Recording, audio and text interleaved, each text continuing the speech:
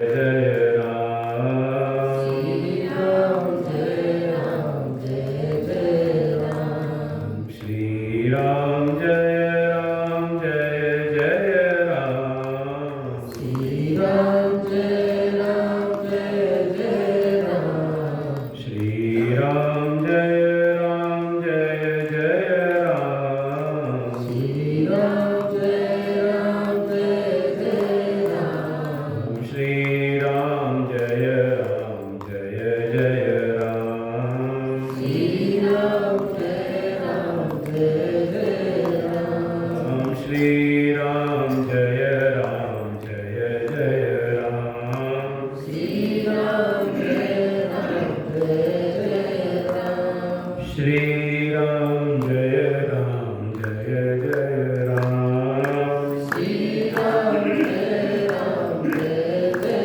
राम। श्री राम जय राम जय जय राम श्री राम जय राम जय जय राम। श्री राम जय राम जय जय राम श्री राम जय राम जय जय राम। प्रेम से बोलो सच्चिदानंद भगवान की जय। वृंदावन बिहारी लाल की राजा रामचंद्र भगवान की हनुमान जी महाराज की बाबा विश्वनाथ भगवान की गंगे मैया की नमः पार्वती पतये हर हर महादेव।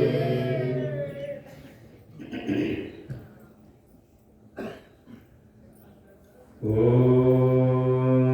सहना भवतु सहनो भुनक्तु सह वीर्यं करवावहै तेजस्विनावधीतमस्तु मा विद्विषावहै।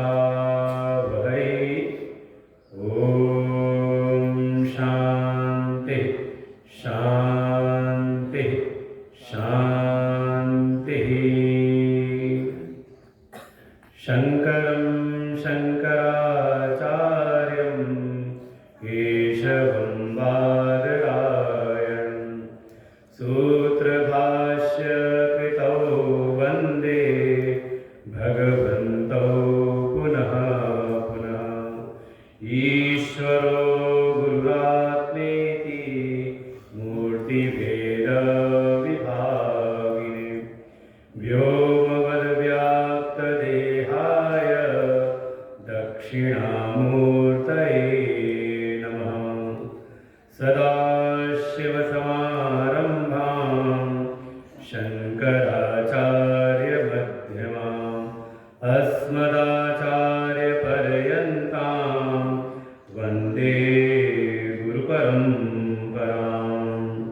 श्रुतिस्मृतिपुराणानाम् आलयं करुणालयं नमामि भगवत्पादं शङ्करं लोकशङ्करम्। गजाननं भूतगणाधिसेवितं कपित्थजम्बूफलचारुभक्षणम् उमासुतं शोकविनाशकारकं नमामि विघ्नेश्वरपादपङ्कजम्। ॐ पार्थाय प्रतिबोधितां भगवता नारायणेन स्वयं व्यासेन कथितां पुराणमुनिना मध्ये महाभारतम्।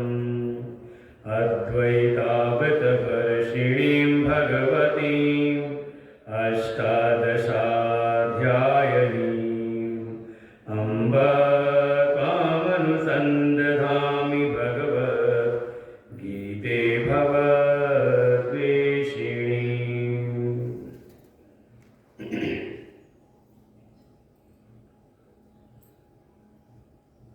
आनंद घन सच्चिदानंद परात्पर ब्रह्म अनंत कोटि ब्रह्मांड नायक परात्पर ब्रह्म बाबा विश्वनाथ जी के चरणों में कोट नमन। परमात्मा के अभिन्न स्वरूप प्रातः स्मरणीय परम श्रद्धेय परम वंदनीय अनंत शिव भूषित श्री गुरुदेव भगवान के चरणों में कोट नमन। पूज्य संत चरण भगवत भक्त श्रद्धा भक्ति स्वरूपी मातृशक्ति सबको हृदय से नमन वंदन। 17वें श्लोक से पाठ करते हैं। तीसरा अध्याय 17वां श्लोक। श्री भगवानुवाच यस्त्वात्मरतिरेव स्यात् आत्मतृप्तश्च मानवः आत्मन्येव च सन्तुष्टः तस्य कार्यं न विद्यते नैव तस्य कृतेनार्थो नाकृतेनेह कश्चन न चास्य सर्वभूतेषु कश्चिदर्थव्यपाश्रयः तस्मादसक्तः सततं कार्यं कर्म समाचर असक्तो ह्याचरन् कर्म परमाप्नोति पूरुषः कर्मणैव हि संसिद्धिम् आस्थिता जनकादयः लोकसङ्ग्रहमेवापि सम्पश्यन् कर्तुमर्हसि यद् यदाचरति श्रेष्ठः तत्तदेवेतरो जनः स यत्प्रमाणं कुरुते लोकस्तदनुवर्तते लोकस्तदनुवर्तते।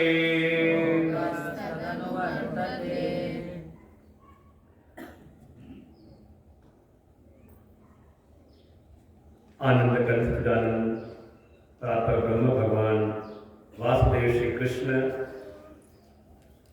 अर्जुन को माध्यम बना करके स्थिति अध्याय में कर्म योग के स्वरूप का वर्णन करते हैं। एक तो कर्म की अनिवार्यता पर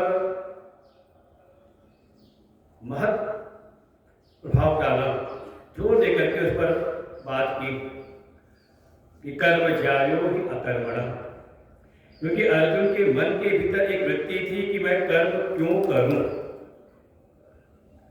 भगवान ने पहला तो जो ऋषि पर दिया कि कर्म करना अनिवार्य है, कर्म अकर्म से कर्म श्रेष्ठ है। और फिर जब कर्म की वृत्ति भीतर आए तो कर्म भी करे तो यज्ञ की भावना से युक्त होकर के, और जब कोई यज्ञात भाव से कर्म करता है तो उसका ही नाम होता है कर्म योग। वास्तव में कर्म योग का स्वरूप क्या है, कर्म योग किस प्रकार से करें, कर्म योग क्यों करना जरूरी है, इन सारे विषयों का भगवान अच्छी प्रकार से वर्णन करते हैं। यहां तक कि ये भी कह दिया अगर कोई नहीं करता है तो उसका क्या परिणाम है, और कोई कर्म योग करता है तो उसके जीवन में क्या फल उत्पन्न होता है। जिसने कर्म योग को आधार बना करके कर्म योग की दृष्टि से जीवन में कर्म किया तो ये उसके जीवन में इसके द्वारा किए गए कर्म योग उसके अंतःकरण की शुद्धि करते हैं। मुच्यन्ते सर्व किल विषयी, वो समस्त पापों से मुक्त हो जाता है। और जो केवल और केवल अपने स्वार्थ के लिए ही कर्म करता है, भगवान कहते हैं भुंजते ते त्वघं पापा, वो वास्तव में पाप स्वरूपी है। क्योंकि जो केवल अपने स्वार्थ के लिए जिएगा वो पाप से बच नहीं सकता। वो कहीं न कहीं किसी न किसी स्तर पर पाप के लिए भी प्रेरित हो जाएगा, जिसके भीतर स्वार्थ बुद्धि की प्रधानता होगी। वो कहीं न कहीं दूसरे के अधिकारों का हनन करेगा ही करेगा। ये मनोवृत्ति है। आप स्वयं अपने मन को देखें, मन के भीतर कोई स्वार्थ ना हो और आप किसी पाप कर्म में प्रवृत्त हो जाएं। ये भीतर की जो स्वार्थ बुद्धि है यही प्रेरित करती है कर्म पाप के मार्ग पर। इसलिए जिसके भीतर ये धारणा है, ये पचंती आत्म कारणात्, जिसके कर्म केवल स्वयं के लिए समर्पित हैं, वो वास्तव में किसी न किसी अंश में जो भी भोग कर रहा है वो पाप का ही भोग कर रहा है। और ऐसा करते हुए साक्षात पाप स्वरूप ही हो जाता है, उसके जीवन का पतन होता है। और पूरा एक सृष्टि का चक्र भी दिखाया कि सृष्टि के प्रवर्तन में सृष्टि एक चक्र चल रहा है जिसमें त्याग की प्रधानता है। आप देखिए प्रकृति के सारे जो अंश हैं सब त्याग कर रहे हैं। सूर्य ने अपनी रश्मियों का त्याग किया, उसके प्रभाव से जो भी जल राशियां हैं वे अपने अपने उसमें से जल का त्याग किया, उससे बादल बने, बादलों ने पुनः फिर जल का त्याग किया। और ऐसे ही क्रमशः सब अपने अपने अंश का त्याग करते हैं और इसके द्वारा ही पूरा सृष्टि का चक्र चलता है। और देखिए कल यज्ञ की चर्चा चली तो कलिकाता यज्ञात् भवति परजन्यः, तो आपने यज्ञ की चर्चा ही क्या सुनी। यज्ञ चल रहा है ज्ञान यज्ञ, तो देखो परजन्य देवता प्रसन्न होकर बारिश भी कर दे रहे हैं। समस्या तब होती अगर सत्संग के समय देवता भी जानते कि समय कोई गर्मी ज्यादा पड़ रही थी तो कहा थोड़ा ठंडा कर दिया जाए। देखिए समष्टि संकल्प का प्रभाव पड़ता है। कोई केवल अपने संकल्पों के लिए जीवन जिए तो उसका जो व्यक्तित्व है अत्यंत ही सीमित हो जाता है, वो बहुत ही छोटा बौना बन करके रहता है। लेकिन कोई अपने व्यष्टि संकल्पों की जगह पर समष्टि के संकल्पों को धारण कर ले, ये यज्ञ की भावना ले आए भीतर, तो उसका फिर व्यक्तित्व अत्यंत ही विशाल होने लगता है। और यही हमारी कथाओं में भी वर्णन है। वर्णन आता है सुंदरकांड के पूर्व किष्किंधा कांड में कि हनुमान जी चुपचाप सूचना मिल गई, खबर मिल गई कि हाँ जानकी जी कहाँ पर है। कहा मां जानकी समुद्र के उस 100 योजन समुद्र के पार अशोक वाटिका में है। जो 100 योजन समुद्र का उल्लंघन करे वो प्राप्त कर लेगा। अरे जितने वहां बैठे थे सबने अपना बल बताना शुरू किया। किसी ने कहा मैं 10 योजन, किसी ने कहा 20 योजन, किसी ने कहा 50 योजन। वही युवराज है अंगद, वो कहते हैं कि मैं पार तो चला जाऊंगा पर जीव संशय फिरती बात, पता नहीं वापस पार चला जाऊंगा, वापस आ पाऊं कि ना आ पाऊं इसमें कुछ संशय है। जामवंत का नहीं, आप युवराज है, आप यहीं बैठो। और तब फिर जामवंत जी ने बोला है हनुमान जी को, काचुत साध रहे हो हनुमान, ये हनुमान तुम क्यों इतना चुपचाप शांति से बैठे हुए हो। राम काज लगी तब अवतारा, तुम्हारा तो अवतार ही हुआ है राम के कार्य के लिए। और जैसे ही अपने व्यष्टि संकल्प को विलय कर दिया राम के संकल्प के लिए, राम काज के संकल्प के लिए, तुरंत ही क्या हुआ उनका, सुनते भयो पर्वताकारा। वास्तव में ये एक सीख है हमारे अपने जीवन के लिए। जब तक हम केवल अपने लिए सोचते हैं, अपने लिए करते हैं, तो हम एक व्यक्तित्व में ही सीमित रह जाते हैं। और जैसे ही हम अपने संकल्पों का दायरा बढ़ाते हैं कि हाँ परिवार के हित के लिए, तो आपका देखिए कद बढ़ जाता है। ये आयु पे निर्भर नहीं करता है। कई घरों में हमने ऐसा देखा, क्योंकि रोज ही भ्रमण करना है, किसी न किसी घर में रहना है, तो देखा कई बार सबसे छोटा है वही सबसे बड़ा है। किस आधार पर? कहा जिम्मेदारियों का वहन करने के आधार पर। वो केवल अपने व्यष्टि संकल्पों में जीवन नहीं जी रहा, बल्कि वो सबके बारे में सोचता है, अपना कल्याण भी हो, लेकिन जो भी हमारे आसपास हमारे इष्ट मित्र हैं उनका भी कल्याण हो। कोई केवल अपने परिवार के लिए, तो वहीं कोई है पूरे समाज के लिए, कि हमारा समाज अच्छा हो, समाज के जो जन हैं वो अच्छे कार्यों में आगे बढ़े। इसीलिए कोई सत्संग कराता है, उस पर निमित्त बनता है, तो भगवान का अत्यंत प्रिय हो जाता है। अब चाहे तो ये इनका संपर्क मुझसे है, रमेश हो गए, प्रमुख जी हो गए, हमारे कृष्णा जी हो गए, ये तो जहाँ भी मैं मिल रहता हूँ वहाँ कहीं लखनऊ पहुँच जाए, मेरठ पहुँच जाते हैं, कहीं भी सुन ले। लेकिन मन का भाव क्या आया, थोड़ा कुछ भी कहीं सुना, मन में हुआ कि हमारे ग्राम समाज में क्यों ना ऐसा कार्यक्रम हो जिससे हमारे पूरे ग्राम समाज को एक मार्गदर्शन मिले और वो श्रेष्ठ मार्ग का अनुसरण करने लगे। इसलिए ये महिमा है, भगवान के अत्यंत प्रिय हो जाते हैं। तो बताए यही कि कोई तो ऐसा है केवल अपने व्यक्तित्व के लिए जीवन जीता है, अपने पोषण के लिए ही। उसको नाम दिया इंद्रिया राम। कल का शब्द है एवं प्रवर्तितम चक्रम नानुवर्तयति अघायु इंद्रिया रामो मोघम पार्थ स जीवति।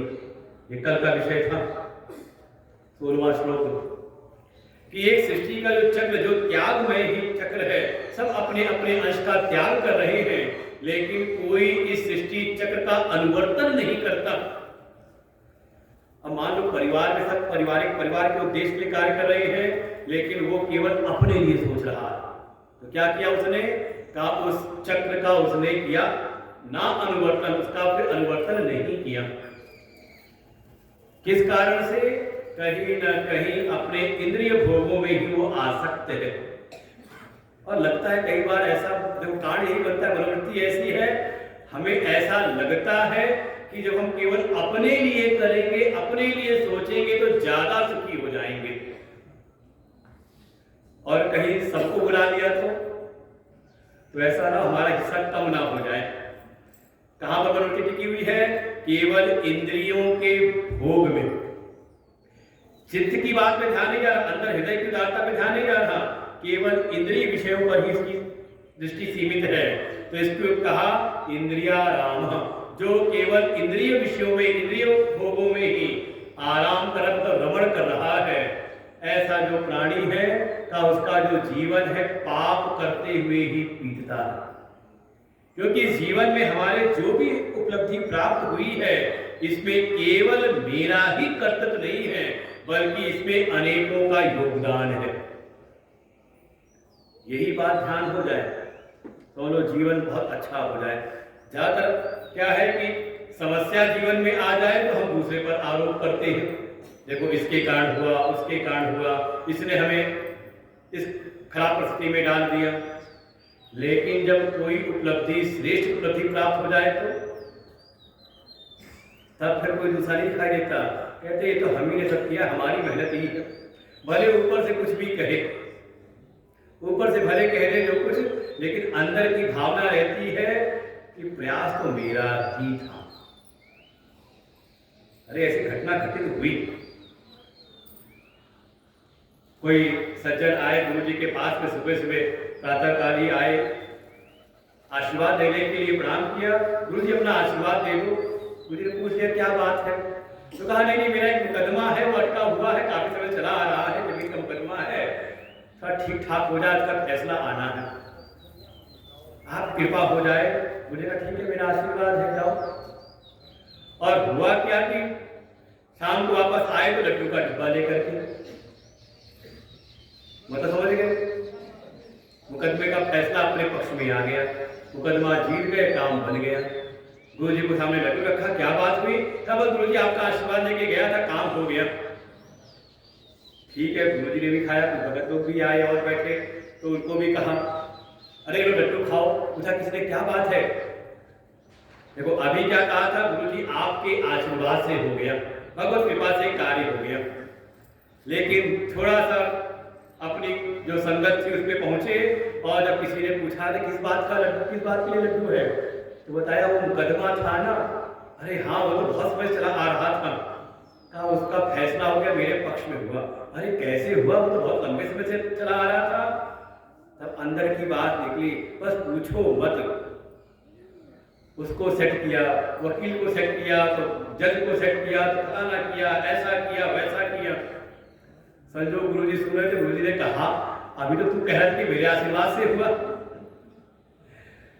का ऊपर मन से नहीं, भीतर। भले ऊपर से हम जो भी व्यवहार करें, लेकिन अंतर मन में ये भावना कभी ना बने कि मेरे स्वयं के प्रयास से। वास्तव में इस संसार में जो भी उपलब्धि प्राप्त होती है हमारे कर्मों के परिणाम से है, लेकिन आती है किसी दूसरे के माध्यम से ही। ये कल की चर्चा थी। वास्तव में जो भी वस्तुएं हैं, जो व्यवस्थाएं हैं, हम उन व्यवस्थाओं के लिए नहीं, बल्कि कहीं ना कहीं सुख, प्रेम, सम्मान, यश, सहयोग, इनकी अभिलाषी हैं। और ये जब भी हमारी जो इच्छित अभिलाषित जो वस्तु है जब मिलती है तो किसी न किसी के द्वारा ही है, हमारे कर्म ही। लेकिन कर्मों के द्वारा भी मिलेगा कैसे? कोई और माध्यम उसमें बनता ही है। इसलिए भावना सदैव स्मरण में रहे कि केवल मेरा ही इसमें योगदान नहीं, बहुतों के ऋण हमारे ऊपर है। इसलिए सबके योगदान को स्मरण करते हुए सबके प्रति जो ऋण है वो त्याग की भावना का जो कोई जीवन जीता है तो वास्तव में उसका अंतःकरण शुद्ध होता है और धीरे धीरे उसके जीवन में एक स्थिति प्रकट होती है जिसको कहा आत्मा राम। कल का यही पर विश्राम था। एक वृत्ति दिखाई कि एक इंद्रिया राम है, उसने तो कह दिया मोघम पार्थ सजीवती। हे पार्थ, ऐसे इंद्रिया राम का तो जीवन समझ लो अघाड़ी पाप करते हुए बीतता है और वास्तव में व्यर्थ ही जीवन जीता है। और वहीं पर एक दूसरी दृष्टि दिखाई, कौन है? कहा आत्मा राम है, जिसने आत्म तत्व का अनुसंधान किया और उसका अनुभव कर लिया। आत्मा केवल अपनी नहीं बल्कि उसको ये अनुभव हो गया कि ये आत्मा ही ब्रह्म है, सर्व आत्मा है। ऐसे उस आत्म स्वरूप में स्थित होकर के उसकी रति, तृप्ति, संतुष्टि का आधार, उसका आलंबन केवल और केवल अपना आत्म स्वरूप है। और उस पूर्ण अपने आत्म स्वरूप में अवस्थान हो गया तो अब उसको संसार में कुछ पाने योग रह नहीं गया, कुछ रहा ही नहीं। अब क्या पाने के लिए अभिलाषा करे? क्योंकि सारे साधन जो थे वो इसी परम साध्य की ओर ले जाने के लिए थे। और जब उसके जीवन में उस पूर्ण आत्म की अनुभूति हो गई तो अब उसके लिए कुछ प्राप्तव्य रहा नहीं। और जब जीवन में कोई प्राप्तव्य नहीं तो उसके लिए कोई कर्तव्य भी नहीं। भगवान ये समझाना चाह रहे हैं, अगर जीवन में प्राप्तव्य है, आपको लग रहा है कि संसार में अभी कुछ पाना है, तो तत्काल ही अपने कर्तव्य का भी निर्धारण कर ले। त्याग की वृत्ति के साथ में कर्म करें, धीरे धीरे आप पाद बनेंगे और उसकी ओर आपकी गति होगी। तो इस आत्मा राम की स्थिति में पहुंचना है कि हमारी रति, तृप्ति, संतुष्टि केवल अपनी आत्मा में स्थित हो जाए। और उसका हेतु भी दे दिया, क्योंकि अब जो आत्माराम हो गया है उसके लिए क्यों कोई कर्तव्य नहीं है? क्योंकि न एव तस्य कृतेन अर्थ, क्योंकि अब उसके अपने किसी भी कर्म का कोई प्रयोजन संसार में नहीं रह गया। करता है तो एक अलग बात है, लेकिन उसके करने से अब कुछ बढ़ना नहीं। और साथ ही न अपते नहीं है प्रश्न, और कुछ नहीं करने से उसका कुछ घटता नहीं। तो यही आत्मा का स्वरूप है। अगर उस आत्म स्वरूप की स्थिति हो गई, आत्म तत्व की प्राप्ति हो गई, अनुभूति हो गई, तो आत्मा कैसा है क्या आत्मा में ऐसा है कि आत्मा पहले नहीं थी, आपने प्रयास किया, आत्मा को उत्पन्न कर दिया? है ऐसा कुछ?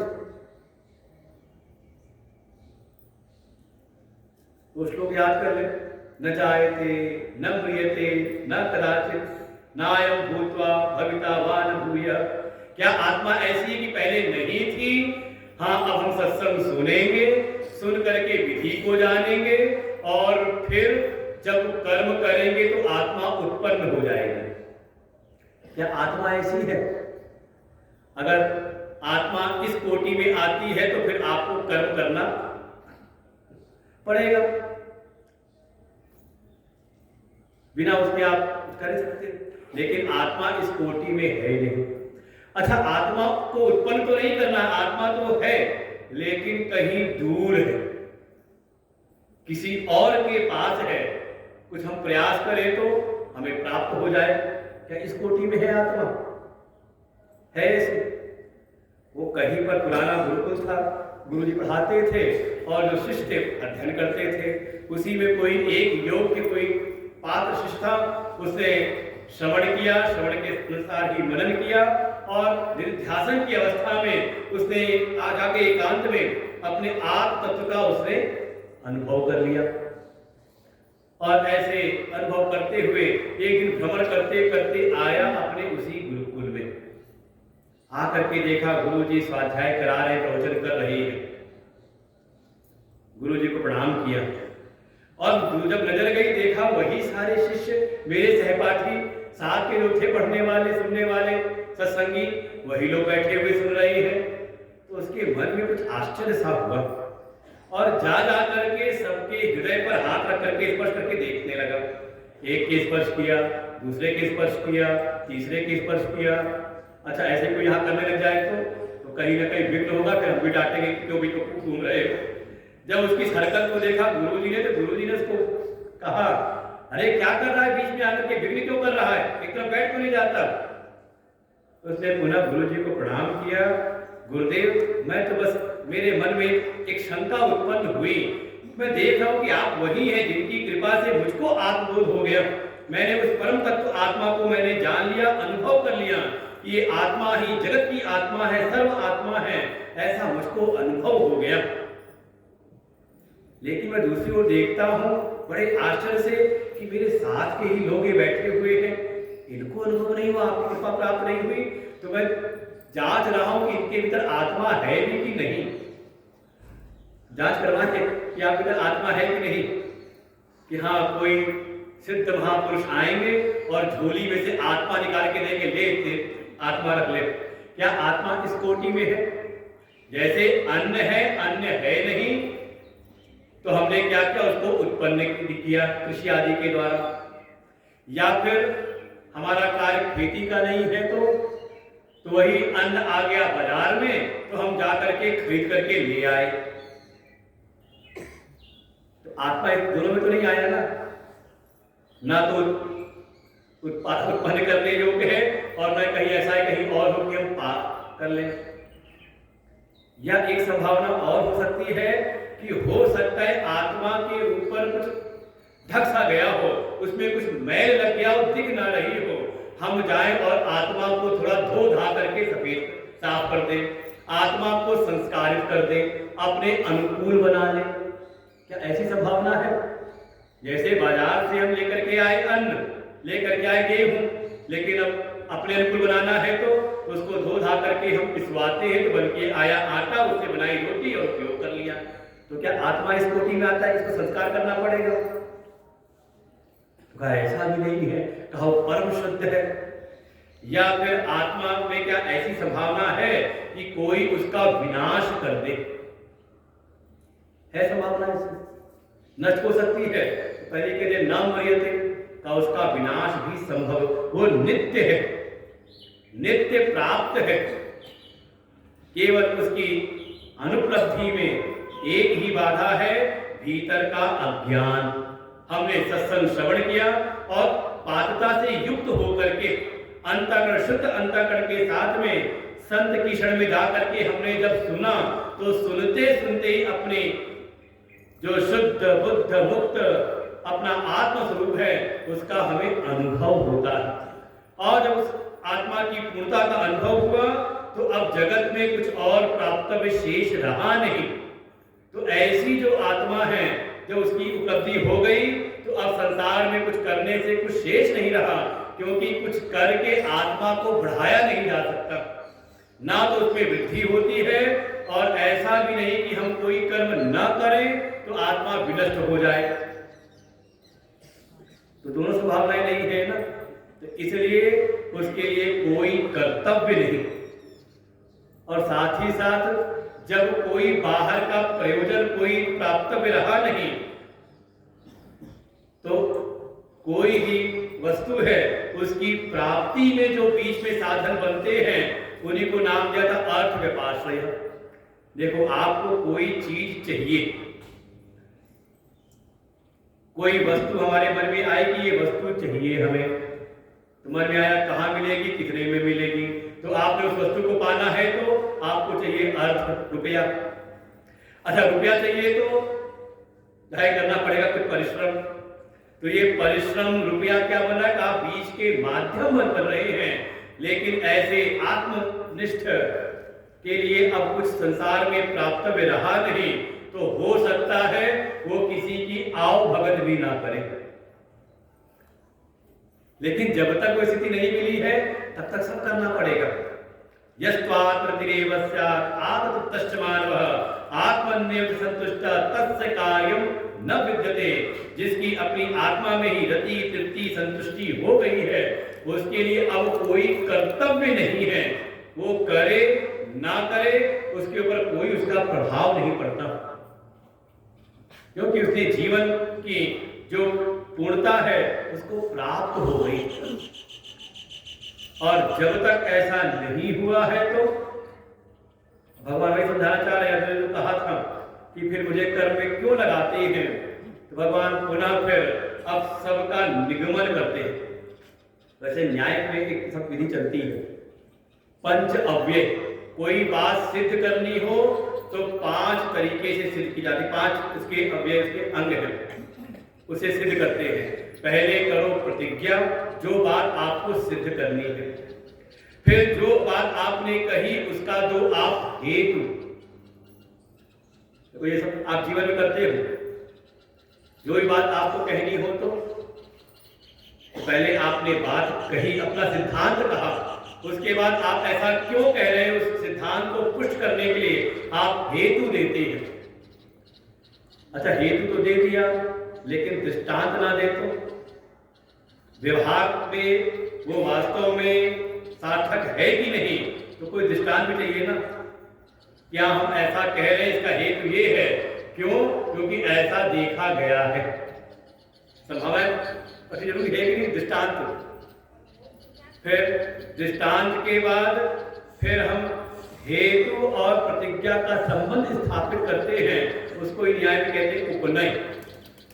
और अंतिम में जो प्रतिज्ञा कही गई थी उसका कर देते हैं निगमन, निष्कर्ष स्थापित करते हैं। भगवान बिल्कुल उसी स्थिति में है, पहले जो प्रतिज्ञा की थी, प्रतिज्ञा स्थापित की थी कर्म योग की, 8वां और 9वां जो श्लोक था, नियतम कुरु कर्मत्वम 8वें में, और फिर 9वें में कहा था तदर्थम कर्म कौन्तेय मुक्त संग समाचर। जो भी नियत कर्म है उनको तुम करो, कैसे, मुक्त संग समाचर, संग से मुक्त होकर के और सम्यक आचरण करते हुए। अब उसी को पुनः यहाँ पर स्थापित करते हैं। 8वें 9वें श्लोक को पुनः भगवान लेकर के आए, क्योंकि अभी तुम्हारी स्थिति ऐसी नहीं है कि तुम्हारी रति तृप्ति संतुष्टि का आलंबन केवल अपना आत्मा हो। अभी तो संसार में लगता है कि अपने अनुकूल कुछ मिल जाए तो हम संतुष्ट होते हैं, फिर थोड़ा रमणीय हो तो उसमें हमारी रति होती है और एक निश्चित मात्रा की भी हमारे भीतर भावना रहती है, हम तृप्ति भी ढूंढते हैं। भाई भोजन मिल जाए लेकिन अपने इच्छा के अनुसार भोजन मिल जाए तो आप कहते हैं आत्म संतुष्टि मिली। ये तो क्या है, पेट भरना है तो खा लेते हो। अच्छा, मन के भोजन मिला तो संतुष्टि हुई, लेकिन अपने मन के अनुकूल हुआ तो उसमें आपकी रति बढ़ती है। आप उसको स्वाद लेकर के खाते हो और इतना मिल जाए, जितना जरूरी था उससे ज्यादा ही मिल जाए तो आप तृप्त हो जाते हो। जब तक ऐसी स्थिति संसार में है, भगवान कह रहे हैं अगर ऐसी स्थिति अभी बनी है संसार में, रति तृप्ति संतुष्टि का आलंबन अभी संसार के विषय बन रहे हैं, तो हे पार्थ, हे अर्जुन, तुम्हें फिर वही कर्म योग करना चाहिए। तस्मात्, किस लिए? क्योंकि अभी तुम्हारी रति तृप्ति संतुष्टि आत्म तत्व में नहीं हुई है, इसलिए सततम कार्यम कर्म, तुम नित्य ही जो तुम्हारे कर्तव्य कर्म है, वहां कहा था नियतम कर्म, यहां पर उसको कहा कार्यम कर्म, जो करने ही चाहिए। जो भी कर्तव्य है, जो भी करणीय है, जो नित्य नैमित्तिक जो भी कर्म है, उसको सतत रूप से करते रहो। और वो दो शर्तें भी लगा देंगे, असक्तः समाचर। एक प्रकार से 8वें 9वें श्लोक को एक में ही कर दिया, संक्षिप्त में ले आए। ऐसा कर्म करते रहो, अर्थात कर्म योग की साधना ही करो, लगो। परिणाम क्या होगा? असक्तो ही आचरण कर्म परमाप्नोति पुरुषः, तब तुम उन परम पुरुष को प्राप्त कर लोगे। अगर इसी प्रकार से अनासक्त भाव के साथ में कर्म और कर्म फल में अपनी आसक्ति को त्याग करके जब सम्यक प्रकार से कर्मयोग का अनुष्ठान करोगे, तो जो परम पुरुष हैं उनकी प्राप्ति तुम्हें हो जाएगी, और यही है परम श्रेय। भगवान ने एक प्रकार से उपनय किया है, पुनः प्रतिज्ञा को हेतु के साथ में मिला करके भगवान ने स्थापित किया। अब आगे भगवान दृष्टांत देते हैं। जब तक अपने अनुसार दृष्टांत न मिले, जैसी हम परिस्थिति में हैं, जिस हम परिवेश में हैं, जैसे कई बार हम लोग साथी हो जाता है, किसी को हमने कोई बात कही कि ऐसा करो, तो वो ले आता है अपने घर परिवार की परिस्थिति को, अरे आप देखिए ना, हम देखिए कहाँ रह रहे हैं। क्या ऐसी परिस्थिति में, घर गृहस्थी में, आज ही किसी ने कहा था कुछ हम घर गृहस्थी वालों के लिए कुछ बताइएगा, तो हमने कहा जो गीता का उपदेश सुना रहे किसके लिए? सन्यासी के लिए है। कोई कहते हैं हाँ सन्यासियों का ही ग्रंथ है, गृहस्थियों को नहीं पढ़नी चाहिए गीता, तो हमने कहा धारणा गलत है, क्योंकि श्रीमद् भगवत गीता के जो वक्ता हैं वो भी परम गृहस्थी हैं। अरे कैसी गृहस्थी है, इतनी बड़ी गृहस्थी आप संभाल नहीं सकते। कितना बड़ा कुल परिवार भगवान का रहा होगा, 16,108 तो उनकी रानियां हैं और सबके 10-10 बच्चे हैं। इनके रहस्य को जाना तो भागवत समझनी पड़ेगी, भागवत तक तो समझना पड़ेगा, कितनी बड़ी गृहस्थी है। और सामने सुनने वाले जो श्रोता है अर्जुन, कुछ छोटी मोटी गृहस्थी उनकी भी है, उनकी वो भी गृहस्थ में ही है, प्रवृत्ति के मार्ग में ही है। तो लगता है गीता वास्तव में जो प्रवृत्ति के मार्ग में है उनका ही एक ग्रंथ है। एक सार्वभौमिक स्तर पर गीता जी के विषय में एक धारणा तो स्पष्ट रूप से स्थापित है कि श्रीमद् भगवद गीता में जीवन जीने की कला सिखाई गई। ये बात सही है कि नहीं? सुनाई नहीं करती। तो जीवन जीने की कला मतलब कर्म करने की कला। तो किसके लिए बताया गया कर्म करने की कला? जो कर्मों से निवृत्त हो गया है, सन्यासी, बल्कि जो कर्मों में प्रवृत्त हो रहा है, प्रवृत्ति के मार्ग में प्रवेश कर, उसके लिए उपदेश किया गया है। और ऐसे अगर विचार करें तो जो भागवत है ना, वो वास्तव में परम हंसों की संहिता है। उसमें हर अध्याय के बाद ये लिखा है कि ये पारमहंस्याम संहिताम, ये परमहंसों की संहिता है। परमहंस कहते हैं सन्यासियों को। और युक्ति युक्त भी लगता है, क्यों? क्योंकि उसके जो वक्ता है महामुनि सुखदेव जी परम विरक्त है, और जो श्रोता है वो भी वैराग्य धारण करके आए हुए हैं। वो रिटर्न टिकट लेकर के नहीं आए हैं, कथा सुनेंगे फिर वापस जाएंगे। अब उनको बस सब अपने राजपाट से, कुल परिवार से विरक्त होकर के आए हैं, अनशन व्रत धारण कर लिया है। ऐसे है परीक्षित। तो वास्तव में ये जो गीता का उपदेश है, गीता का जो ज्ञान है, ये हमारे लिए है जो अभी कर्म के मार्ग में लगे हुए हैं। इसलिए भगवान अब दृष्टांत देते, हे अर्जुन, तुम्हें कर्म इसलिए भी करना चाहिए क्योंकि देखो एक परंपरा चली आ रही है।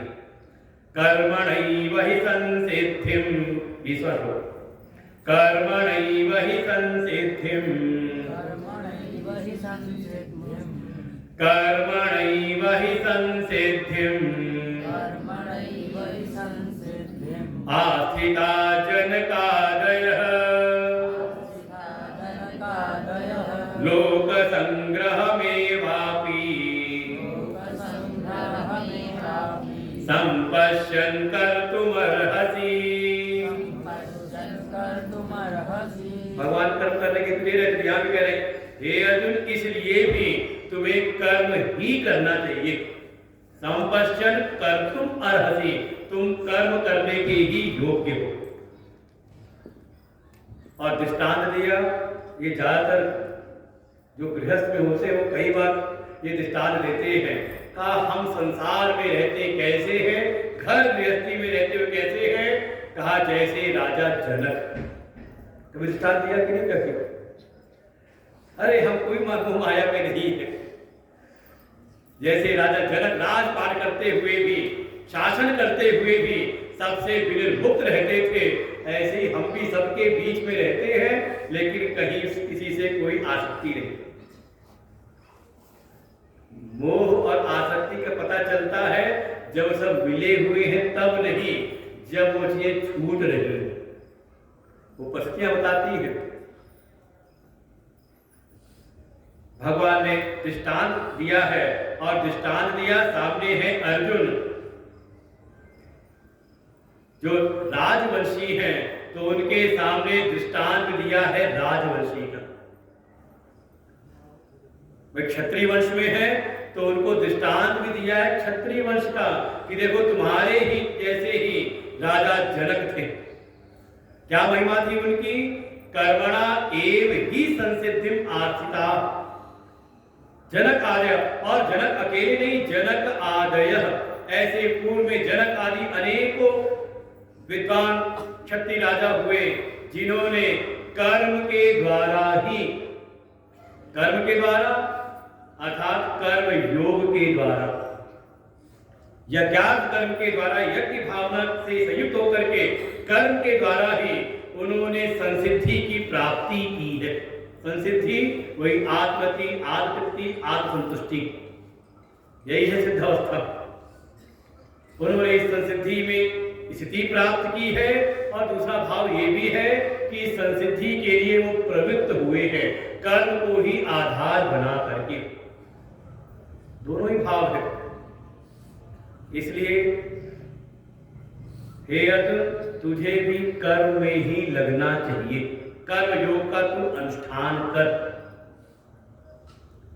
अगर संसिद्धि की प्राप्ति नहीं हुई है तो आत्मशुद्धि अर्थात अंतःकरण शुद्धि के लिए तू कर्मयोग का अनुष्ठान कर, और क्रमशः वो आत्मसिद्धि प्राप्त कर ले। और अगर ऐसा तुझे लगता है कि नहीं तो सिद्ध हो गया है, ये व्याप पकड़ यहां पे शुरू हो जाएगा। थोड़ा जिनको लगता है कि हाँ हम सिद्ध हो चुके हैं, हम ज्ञानी हो चुके हैं, यहां से एक प्रकरण भगवान जोड़ते हैं इसमें, उसका नाम है लोक संग्रह।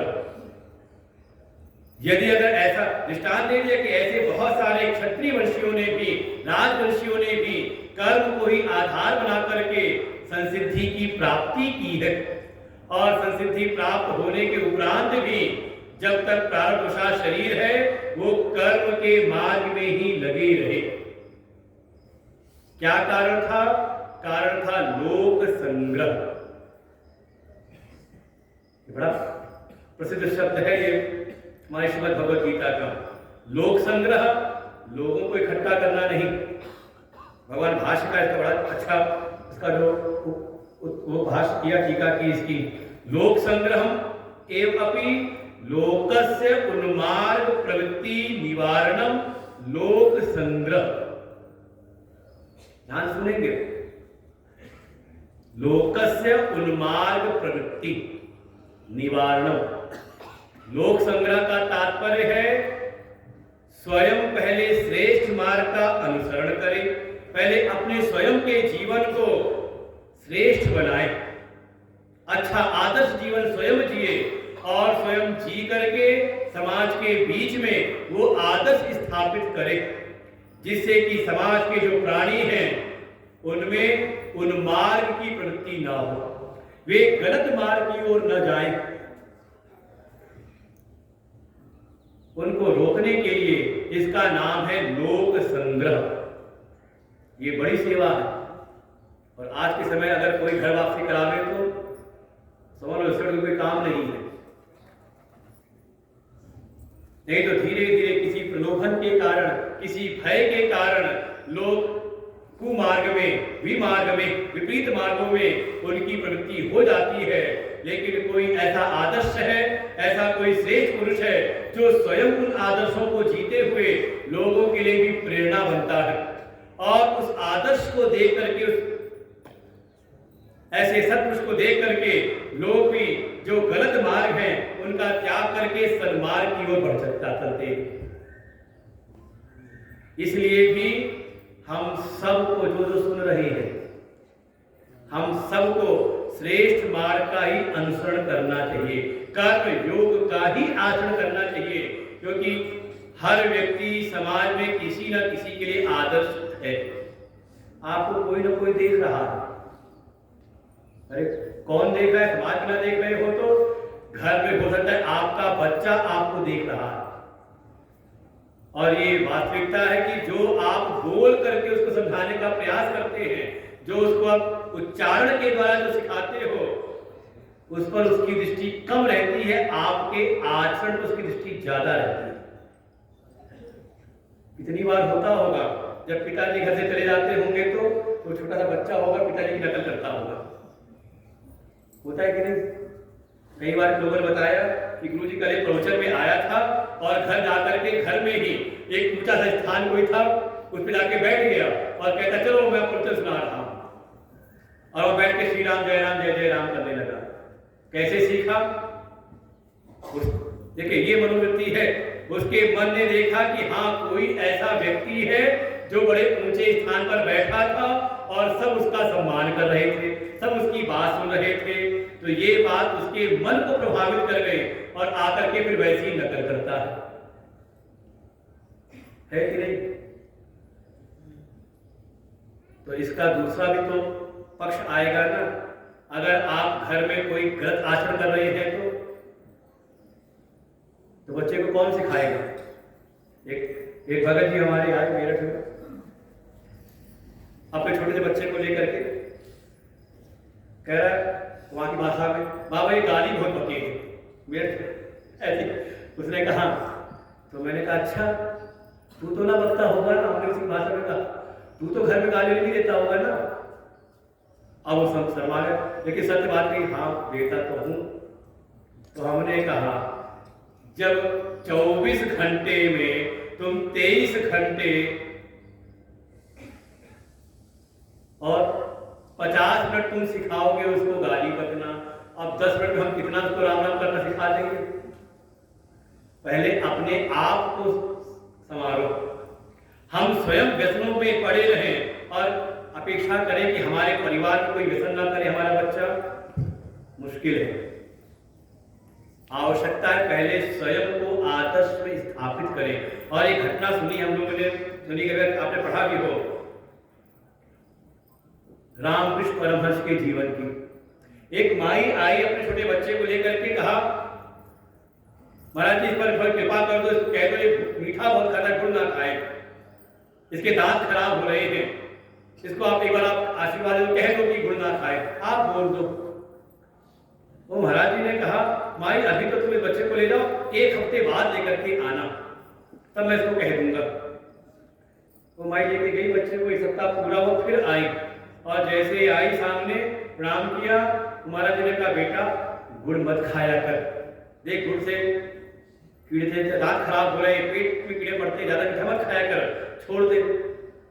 बच्चे ने कहा जी महाराज गुरु जी ठीक है। लेकिन जो माँ थी उसको बड़ा आश्चर्य हुआ। कहा गुरु जी इतनी सी बात बोलने के लिए आपने एक हफ्ते बाद बुलाया, उसी दिन कह देते। तो उन्होंने कहा माँ वास्तव में कहे तो मैं उसी दिन देता, लेकिन उस समय तक मेरा स्वयं मीठे पर नियंत्रण नहीं था। मैंने एक सप्ताह पहले अपने जीवन में संयमन किया कि क्या मैं अपने मन को रोक सकता हूं इस चीज से, और जब मैंने एक सप्ताह इसका अभ्यास किया करके अपने आप को रोका, तब मैं वास्तव में उसका उपदेश करने का अधिकारी हुआ। भगवान कह रहे हैं इसी बात को। अगला श्लोक है 21वां श्लोक। यद यदाचरति श्रेष्ठः तत्तदेवेतरो जनाः स यत्प्रमाणं कुरुते लोकस्तदनुवर्तते।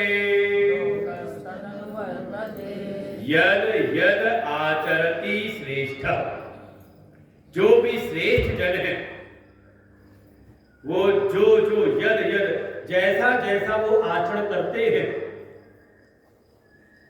तत् तत् वैसा वैसा, एव इतरो जना वैसा वैसा ही जो उससे इतर अलग जो लोग हैं का वैसा ही वैसा आचरण करते हैं। और देखिए हर व्यक्ति किसी न किसी के आदर्श से कोई ना कोई आपको देख रहा है, और देख करके, और नहीं तो कम से कम अपने जीवन में अगर आपको कुछ विशेष उपलब्धि करनी है तो विशेष बनिए भी। तो हम जीवन जिए समान से भी निचले स्तर पर, और चाहे कि हर जगह हमारा सम्मान, सब हमको आदर्शपूर्वक, बड़े आदर्शपूर्वक हमें सब स्वागत करें। उपाय है पहले स्वयं अपने भीतर श्रेष्ठता उत्पन्न करें, और जो इस संसार में अपने को श्रेष्ठ मानते हो या लगता है कि हम स्थिति में पहुंच चुके हैं, तो उनको फिर अपने आचरण के प्रति बहुत सजग रहना चाहिए। जैसे घर का कोई मुखिया है तो अपने आचरण के प्रति बहुत सजग रहे। कोई ग्राम का मुखिया है तो उसको आप अपने आचरण प्रति बहुत सजग रहना चाहिए। कोई ब्लॉक का मुखिया है, प्रमुख है, तो कई से सुन रहे प्रमुख, उस ब्लॉक के प्रमुख, इस ब्लॉक के प्रमुख, उस ग्राम के प्रधान, बहुत आवश्यकता है। कोई जिले का है तो, कोई प्रदेश का है, कोई देश का है, तो देखिए प्रभाव पड़ता है। कैसे प्रभाव पड़ता है? अचानक आप अपनी दृष्टि को आसपास के मंदिरों में, तीर्थों में लेकर के जाओ, अचानक क्या हो गया? मंदिरों में, तीर्थों में अचानक भीड़ बढ़ गई। पहले जहां कोई झांकने नहीं जाता था वहां भी आजकल लाइनें लग रही है घंटों घंटों बाद। आपके विश्वनाथ जी में होगा कम से कम, हमें तो कोई चला जाए ऐसे ही तो 3-4 घंटे लाइन में लगना पड़ता होगा। क्या कारण हो गया? जो दुर्गम स्थान थे, केदारनाथ, बद्रीनाथ, चले जाना आप वहीं दूर, तो हरिद्वार से आपको अलर्ट लग जाएगा, अलर्ट मिल जाएगा, नहीं अब नहीं बचना। अरे अभी तो अनुभव किया ना महाकुंभ का, खबरें थी कि प्रयाग से वाराणसी तक का जो राजमार्ग है पूरा जाम चल रहा है। उधर दक्षिण से जो लोग आ रहे हैं तो 300 किलोमीटर दूर कटनी, जबलपुर, पूरे रास्ते जाम चल रहे हैं। इतनी भीड़ उमड़ रही है। ऐसी क्या क्रांति आ गई? क्रांति नहीं, केवल नेतृत्व में मुखिया ऐसा आ गया जो धर्मनिष्ठ है, जिसके जीवन में समय समय पे कहीं ना कहीं धर्म उपासना के प्रति एक निष्ठा दिखाई देती है। परिणाम का जन जन के भीतर का वो भाव उत्पन्न हो रहा है। समझे? ये है सिद्धांत। यद यद आचरति श्रेष्ठ तत् तत् एव इतरो जनः स यद प्रमाणं कुरुते। ये श्रेष्ठ महापुरुष जो आदर्श प्रमाणित कर देते हैं, जो आदर्श स्थापित कर देते हैं, लोकस्तत् अनुवर्तते, संसार के लोग प्राणी उसी का अनुवर्तन करने लगते हैं। इसलिए भगवान कह रहे हैं जो भी समाज के श्रेष्ठ लोग हैं उनको कर्म योग का अनुष्ठान करना ही चाहिए, क्योंकि जब वे श्रेष्ठ कार्य करेंगे तो उनको देख करके अन्य लोग भी इस सन्मार्ग में, श्रेष्ठ मार्ग में आगे बढ़ेंगे, उनको प्रेरणा प्राप्त होगी। और भगवान कहते हैं, हे अर्जुन, तू दूसरे की बात क्या, तू मुझको देख लेना। भगवान स्वयं अपना दृष्टांत स्थापित करते हैं। न 22वां श्लोक, न मे पार्थासि कर्तव्यम् त्रिषु लोकेषु किंचन नानवाप्तमवाप्तव्यम् वर्त एव च कर्मणि न मे पार्थासि कर्तव्यम् त्रिषु लोकेषु किंचन नानवाप्तमवाप्तव्यम् वर्त एव च कर्मणि। भगवान कहते, हे अर्जुन, तू मुझको ही क्यों नहीं देखता? हे पार्थ, न मे अस्ति किंचन कर्तव्यम त्रिषु लोकेषु, तीनों लोकों में मेरे लिए कोई कर्तव्य नहीं है। कोई ऐसा प्रतिबंध नहीं कि भगवान को ऐसा करना चाहिए या भगवान को ऐसा नहीं करना चाहिए। परम स्वतंत्र है, सर्वतंत्र स्वतंत्र है परमात्मा। क्यों स्वतंत्र है? उसका हेतु स्वयं देते भगवान, क्योंकि न अनवाप्तम अवाप्तव्यम, इस संसार में ऐसा कुछ है ही नहीं जो मेरे लिए प्राप्त करने योग्य हो, या मुझको जो नहीं प्राप्त है। अनवाप्तम, ऐसा कुछ है ही नहीं कि जो मुझको न प्राप्त हो, और ऐसा कुछ है कि जो न प्राप्त हो तो उसके लिए प्राप्त करने की फिर आवश्यकता पड़ती है। तो इसलिए कोई ऐसी चीज नहीं जो मेरे लिए प्राप्तव्य है, प्राप्त करने योग्य है। भरत जी तो कह देते हैं, सब संपत्ति रघुपति के आही। सब संपत्ति किसकी है? आपकी है।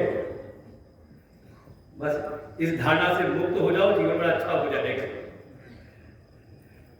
अच्छा, जो आपकी जमीनें हैं आपकी हैं, पट्टा करा रखा है आपकी, घर आपका है वास्तव में आपका। का केवल आप केयर टेकर हो। किसकी संपत्ति है? का संपत्ति सारी है भारत सरकार की, है कि नहीं? उसको जब जरूरत पड़ जाए, अच्छा मान लो यहीं से कोई राजमार्ग निकलना हो तो, कोई हाईवे एक्सप्रेस में निकलना हो तो सरकार कहेगी मुआवजा लो, जमीन उठा के ले लो, है कि नहीं? ले सकते कि ले सकते? केवल, और जब कोई अपना झंडा गाड़ता है ना कि ये भूमि मेरी है, अपना बोर्ड लगाया, तो पृथ्वी मां हंसती है। कितने आए, अपना बोर्ड लगाए और चले गए।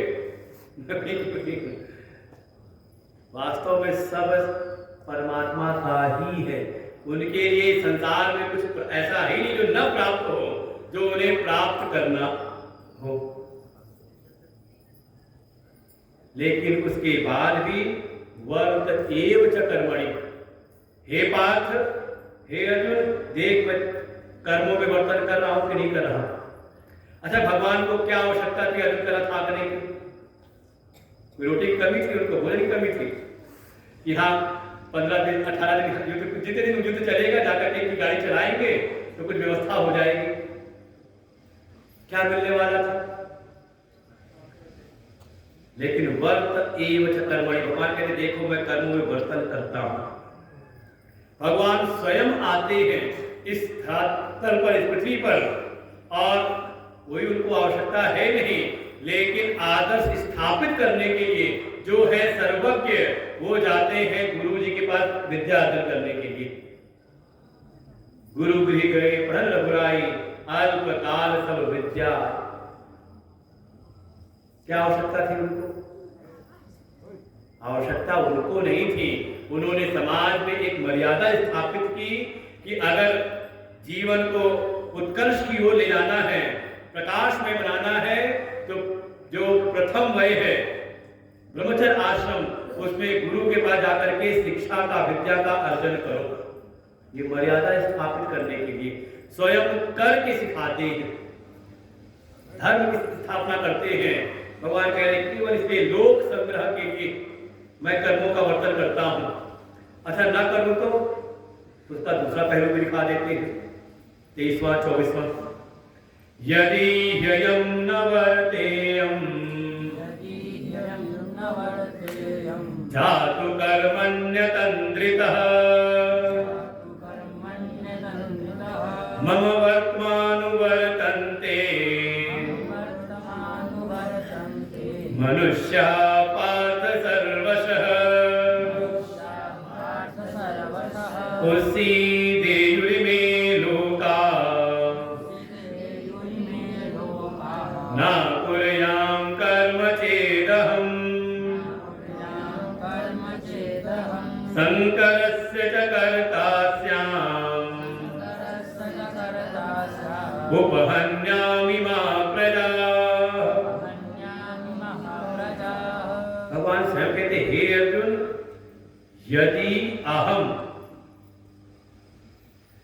यदि मैं स्वयं ही जातु कदाचित कभी भी एक क्षण भी अतंद्रितः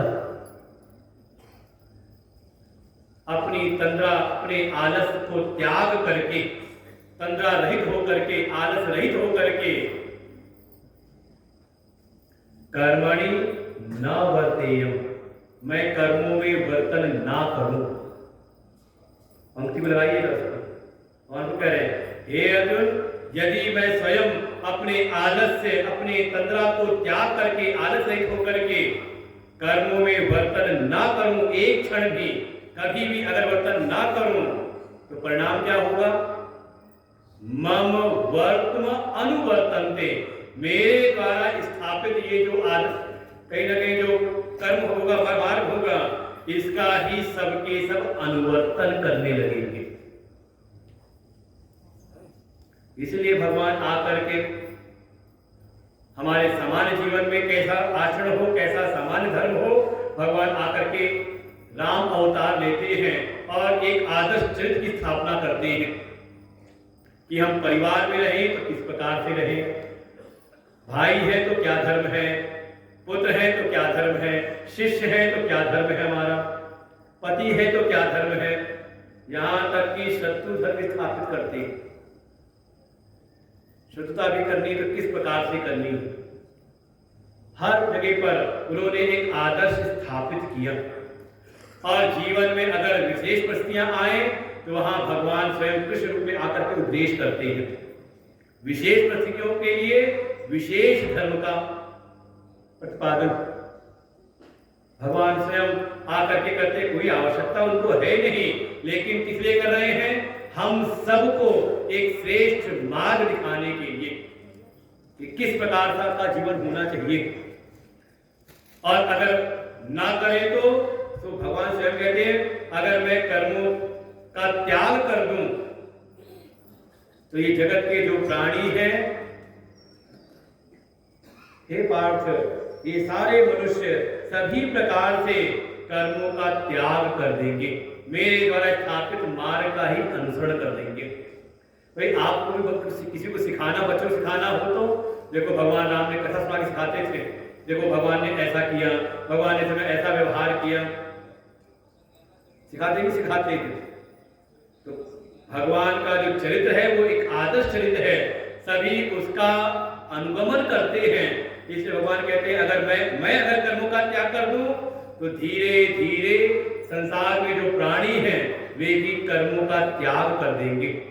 और कर्मों का त्याग हो गया तो सारे इस सृष्टि चक्र का जो आधार है कर्म, वो कर्म के विरुद्ध होने से ये सृष्टि का चक्र भंग होगा और ये लोक का विनाश हो जाएगा।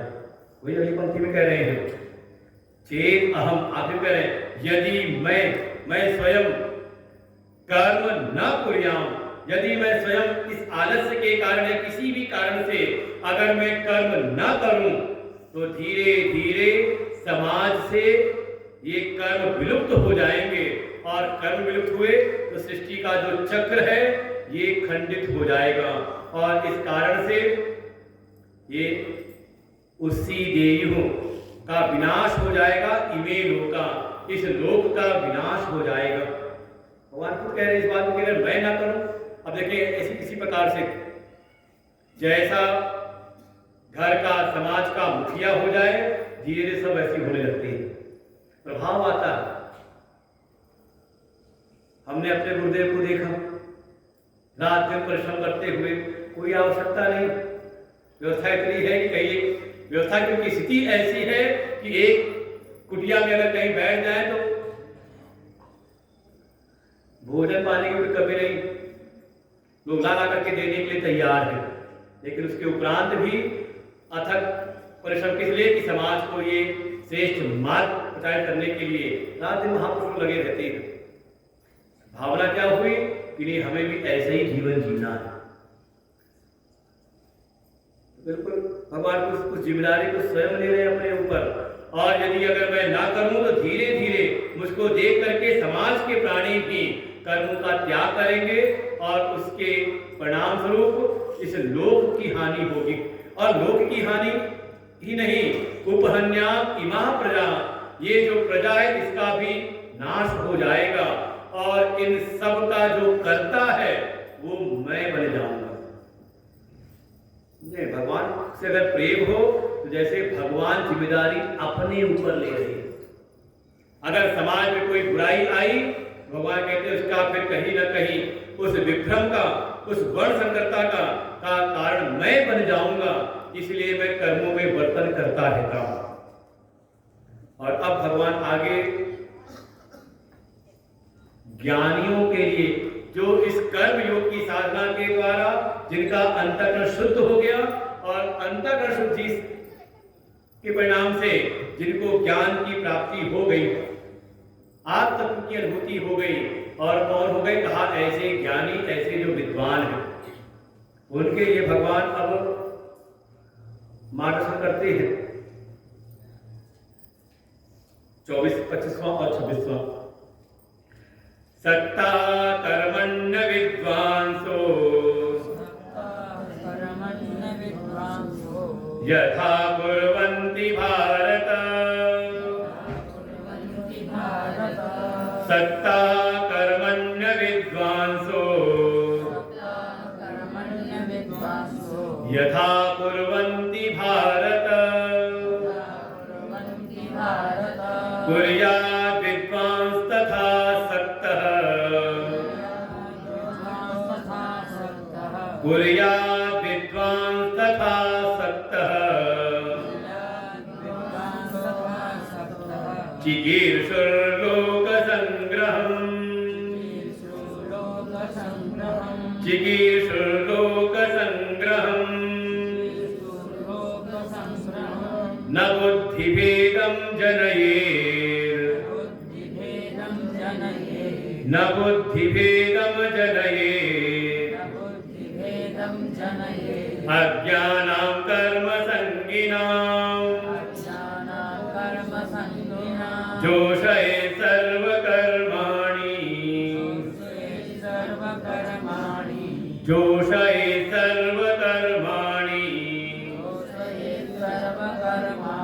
विद्वान् युक्तः समाचरन्,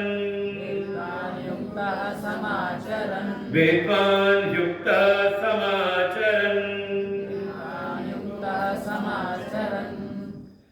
भगवान अब गाइडलाइन दे रहे किसके लिए, था जो ज्ञानी हो गए, अगर ऐसे कोई कृतार्थ हो गए हैं, जीवन का जो लक्ष्य है वो प्राप्त कर लिया है, ऐसे अगर कोई कृतार्थ, कोई सिद्ध अवस्था में हो गए हैं और वो रह रहे हैं समाज में, तो कैसा उनका आचरण होना चाहिए, कैसे आचरण करें। भगवान कहते हैं 25वें श्लोक में, यथा यथा जिस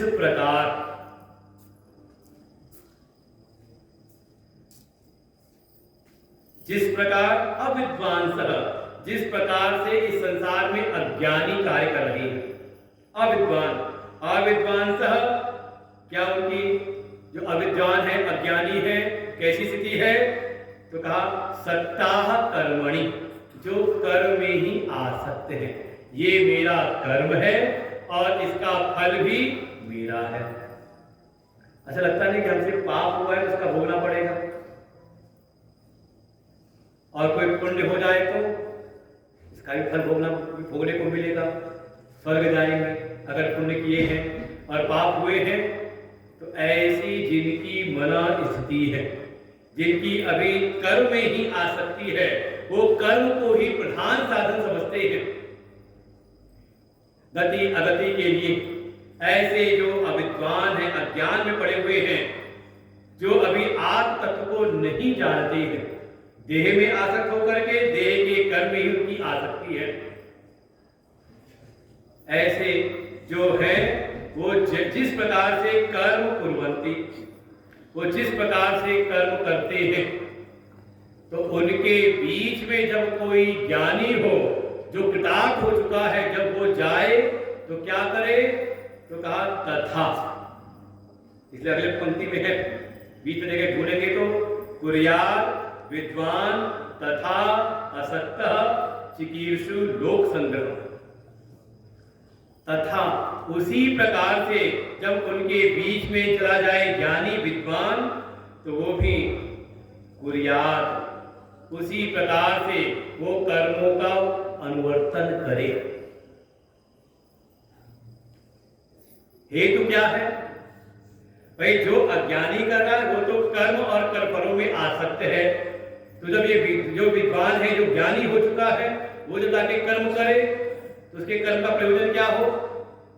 तो कहा लोक संग्रहम चिकीर्षु, लोक संग्रह की इच्छा रखे कि समाज के जो प्राणी है, जो कर्म में ही आसक्त हैं, ये अधर्म के मार्ग में इनकी प्रवृत्ति ना हो जाए, इनको बीच में जाकर के स्वयं धर्म का कार्य करते हुए, स्वयं श्रेष्ठ कार्य करते हुए उनको भी श्रेष्ठ कार्य में लगाए रखे। ऐसे ऐसा करते हो, घर में छोटा बच्चा हो तो उसको जब शुरुआत में सिखाना शुरू किया होगा, अक्षर शब्द सिखाने शुरू किए होंगे, व्यवहार को, तो कई बार माता में तुतला करके बोलती है, बोला है कि नहीं बोला? क्यों बोल रहे हो? क्योंकि उसकी स्थिति वैसी है, उसके अक्षर में शुद्धि है नहीं। जैसे वो बोलता है तो धीरे उसको तुतला करके ही, खुद तुतलाते हुए धीरे बोलना बोल करके उसको हम सिखाते हैं। उसी स्तर पे ना कई बार उसके साथ खेल खेल करके ही, आजकल का एक नया स्कूल है प्ले स्कूल, जैसी मना स्थिति में बच्चा है उसी मना स्थिति में उसका चला जाता है टीचर, और कहते हैं खेल खेल के द्वारा ही उसको कुछ सिखाते हैं, है कि नहीं? तो ऐसे ही जो ज्ञानी, आज ही कहा, एक रिमार्क आया कि यहां सब ज्ञानी हैं, सब मान लेते हैं, भले हो अज्ञान में लेकिन मान लेते हैं कि हम ज्ञानी हैं। अविद्यायाम अंतरे वर्तमाना, स्वयं अभी है अज्ञान में लेकिन मान बैठे कि अभी अभिमन्यन के मान लिया कि हम अब तो हम हो गए ज्ञानी। आओ किसी भी विषय पे विचार करना हो सब सुना देंगे, लेकिन ध्यान रखें इसी गीता के बिल्कुल जहां पर भगवान ने उपदेश किया, उपदेश प्रारंभ किया है, वहां पे एक कसौटी दी है ज्ञानी के लिए। गतासून अगतासूंश्च नानुशोचन्ति पंडिता, जो पंडित है, जो ज्ञानी, पंडित मतलब आप पंडित जी बोलने पंडित जी नहीं, पंडित मतलब जिसकी बुद्धि पंडा बुद्धि हो, जिसका विवेक जागृत हो चुका है, ऐसे जो ज्ञानी हैं वो दो परिस्थिति में शोक नहीं करते। वैसे परिस्थिति दो ही है, जो बीत चुकी है, गतासून, जो बीत चुका है उसके लिए उनके चित्त में शोक नहीं होता, और या फिर अगतासूंश, जो भी बीता नहीं लेकिन भविष्य में बीतेगा, भविष्य में आने वाला जो है उसके लिए, दोनों के लिए शोक नहीं करते। ऐसी स्थिति आ गई हो तो मान लेना कि अब आप हो गए हो ज्ञानी। और अगर ज्ञानी हो गए हो, विद्वान हो गए हो, और रहना अभी अज्ञानियों के बीच में है तो बिल्कुल जैसे वो रह रहे हैं वैसे ही आप भी वर्तन करते रहो। वही उनके साथ रहते रहते धीरे धीरे उनको श्रेष्ठ मार्ग में ले जाने की इच्छा से उनके साथ करते हुए उनको आगे लेकर के चलो। ना बुद्धि भेदम, अब यहां स्पष्ट कह रहे हैं। पहले तो कहा क्या करें, विधि बताया, अब कह रहे हैं निषेध। उनके भीतर बुद्धि भेद उत्पन्न ना करो, ना करें। अज्ञानाम कर्म संगीनाम, जब ज्ञानी जाए अज्ञानियों के बीच में, कौन है अज्ञानी? जो कर्म में आसक्त है, कर्म और कर्म के फलों में जो आसक्त हैं, ऐसे अज्ञानियों के मध्य जाकर के जो ज्ञानी है वो बुद्धि भेद उत्पन्न ना करे। ये समाज में ऐसे ऐसे पंथ चल पड़े हैं, कहते हैं अरे क्या तुम ये पूजा पाठ में लगे हो, गुड्डे गुड़िया के खेल में, आओ सीधे निराकार की उपासना करती है। ये बहुत सारे चले हुए हैं। भाई उसकी स्थिति तो हो, भगवान इसी गीता में कह देंगे। और ये स्पष्ट है, भगवान भी लेके जाना चाहते हैं, उसी निर्गुण निराकार परम तत्व में स्थापित करना चाहते हैं, लेकिन जिसकी जैसी स्थिति है उसके अनुसार धीरे धीरे। जैसे छोटा बच्चा घर में है तो चलाना उसको उसके दो पैरों पर ही है, लेकिन धीरे धीरे वो पहले हाथ को टेक करके चलता है। थोड़ा चलने लग जाए हाथ को टेक करके तो माँ बाप ले आते हैं, वो पहले आधा लकड़ी की होती थी, वो 3 पहिए वाला, आजकल वॉकर आ गया है, बैठा दिया, वो दिन भर पैर से खींचता रहता है कि नहीं? तो उसी को चलाते रहो। कहा नहीं, जब देखा पैरों में ताकत, जब तक चल नहीं पा रहा था, खड़ा नहीं हो रहा था, तब तक उसको लाके साधन दिया। लेकिन जब थोड़ा उसके पैरों पे पैर जमने लगे, खड़ा होने लगा, थोड़ा चलने लगा, तो हमने वॉकर भी हटा दिया, है कि नहीं? ऐसे ही जो अभी ज्ञानी नहीं हुए हैं, अज्ञान में पड़े हैं, अभी स्वरूप स्थिति जिनकी हुई नहीं है, अभी कर्मों में देह में आसक्त हैं और देह के आसक्त होकर के देह के कर्मों में आसक्त हैं। कर्म कर्म फलों में जिनकी आसक्ति है उनके भीतर जाकर के उनके भीतर सीधे बुद्धि भेद उत्पन्न ना करे, उनको भ्रमित ना करे, उनको वहीं से स्वयं करते हुए, इसलिए कह रहे हैं विद्वान युक्त समाचरण, जो ज्ञानी है अज्ञानियों के बीच जा करके उन्हीं कर्मों से युक्त होकर के सम्यक आचरण करते हुए, जैसे नाटक कर रहे हो ऐसे करते हुए उनको भी जोश एक सर्व कर्माणी, जो अभी आलस में पड़ रहे हैं। कई बार होता होगा बच्चा आलस में सो रहा हो तो वो पिता के स्टेशन चल के आते हैं, उनको आवश्यकता नहीं है, लेकिन बच्चे को थोड़ा चेतन करने के लिए, आलस दूर करने के लिए लेके चले जाते हैं। आप खुद लेके बैठ के कुछ पढ़ने के लिए बच्चा ही प्रेरित हो जाता है। वैसे ही जोश एक सर्वकर्माणि, उनको सभी कर्मों में लगा दे, या उसको आपकी भाषा में कहे तो कहा जोत दे। अच्छा मान लो नया नया बैल आपको होता नहीं, नया बैल को सिखाना हो तो क्या करते इसके, क्या उपाय है? का पुराने बैल के साथ में लगा दिया, ये तो करते थे। ऐसे ही जो ज्ञानी है, जो विद्वान हो चुके हैं, वो अगर समाज में जा करके लोक संग्रह की इच्छा रखते हुए कि समाज के प्राणियों की अधर्म में प्रवृत्ति ना हो जाए, स्वधर्म का उनके जीवन में त्याग ना हो जाए, इसलिए उनके बीच जाकर के स्वयं उन कर्मों को अच्छी प्रकार से करते हुए उनको भी लगाए रखे। तो ये खूब होता है। हम लोग कहीं जाते हैं, अपना बैठे नित्य की जो उपासना है, भगवान का अभिषेक करना हो तो खुद करने बैठ गए, साथ में घर का जो कोई भाव है कि हमें भी करना है, तो देखते देखते अभी कल किसी ने कहा कि बड़ा अच्छा क्रम बना हुआ था, कोई बीच में विघ्न नहीं। हमने कारण ये कि वो नित्य की हम एक अभ्यास में है, वो पंडित जी मंत्र बोलते जा रहे, विधि बोलते जा रहे, हम करते जा रहे हैं। और फिर जो नया व्यक्ति है वो देख देख करके ही, कुछ बोलना नहीं पड़ रहा, एक हाथ में कि बड़ा क्रम चलता जा रहा, तो वह देख देख करके ही करते चले गए। अब हो सकता है किसी दिन हम ना हो तो पंडित जी बोलते रहेंगे और वो भी सद गए, करने लगे अपने आप।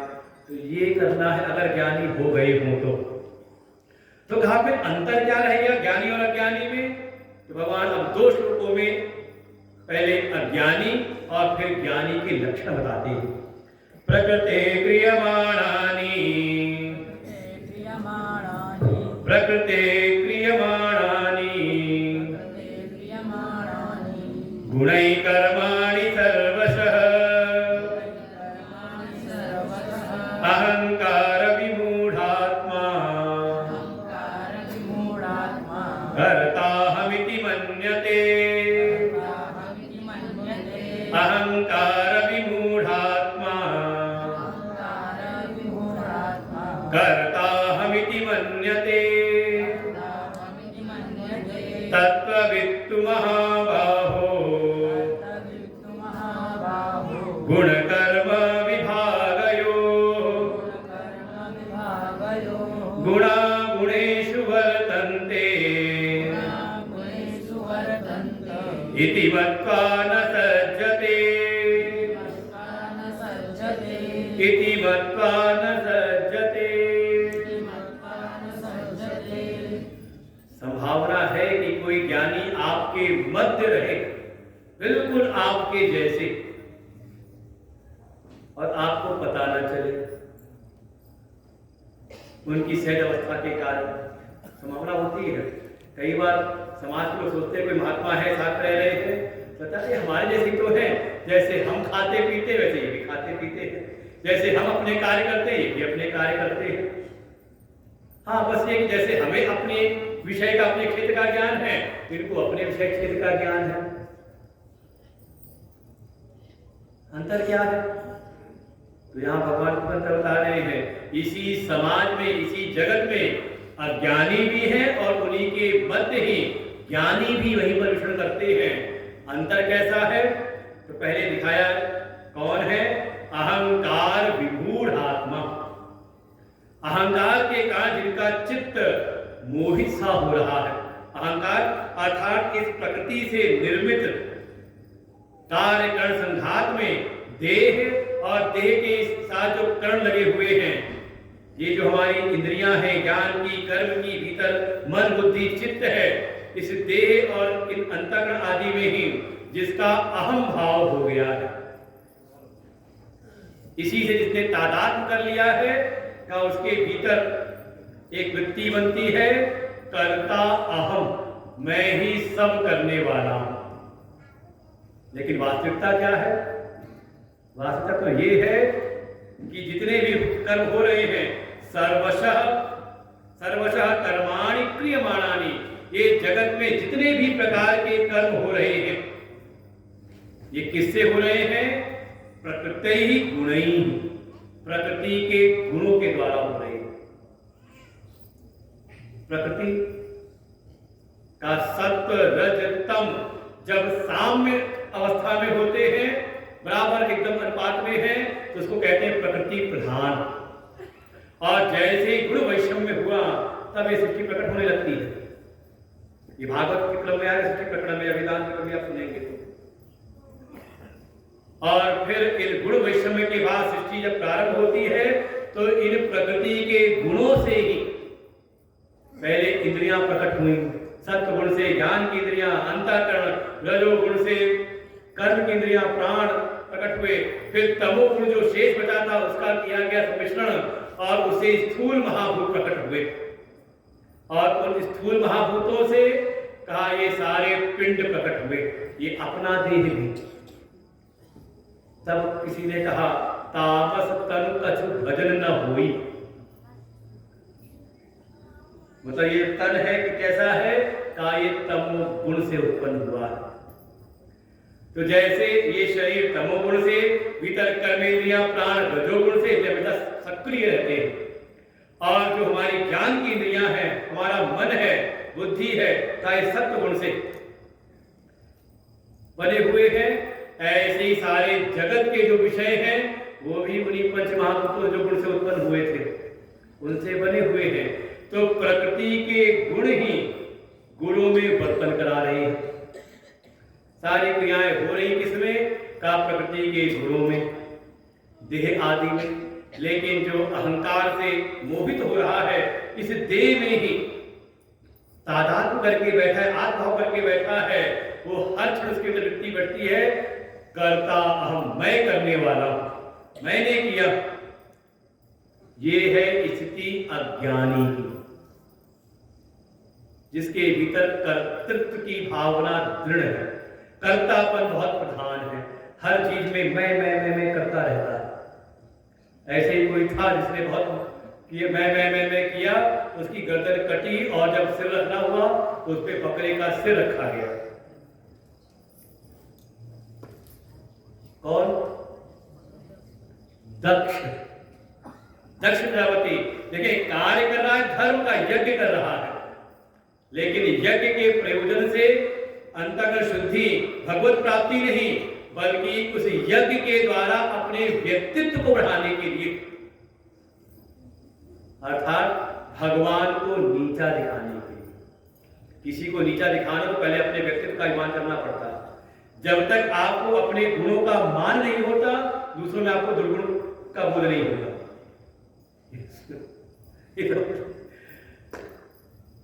यज्ञ जो अंतःकरण शुद्धि के कारक हो सकते हैं, उसको उसने प्रयोग किया अपने अभिमान को बढ़ाने के लिए, भगवान को नीचा दिखाने के लिए।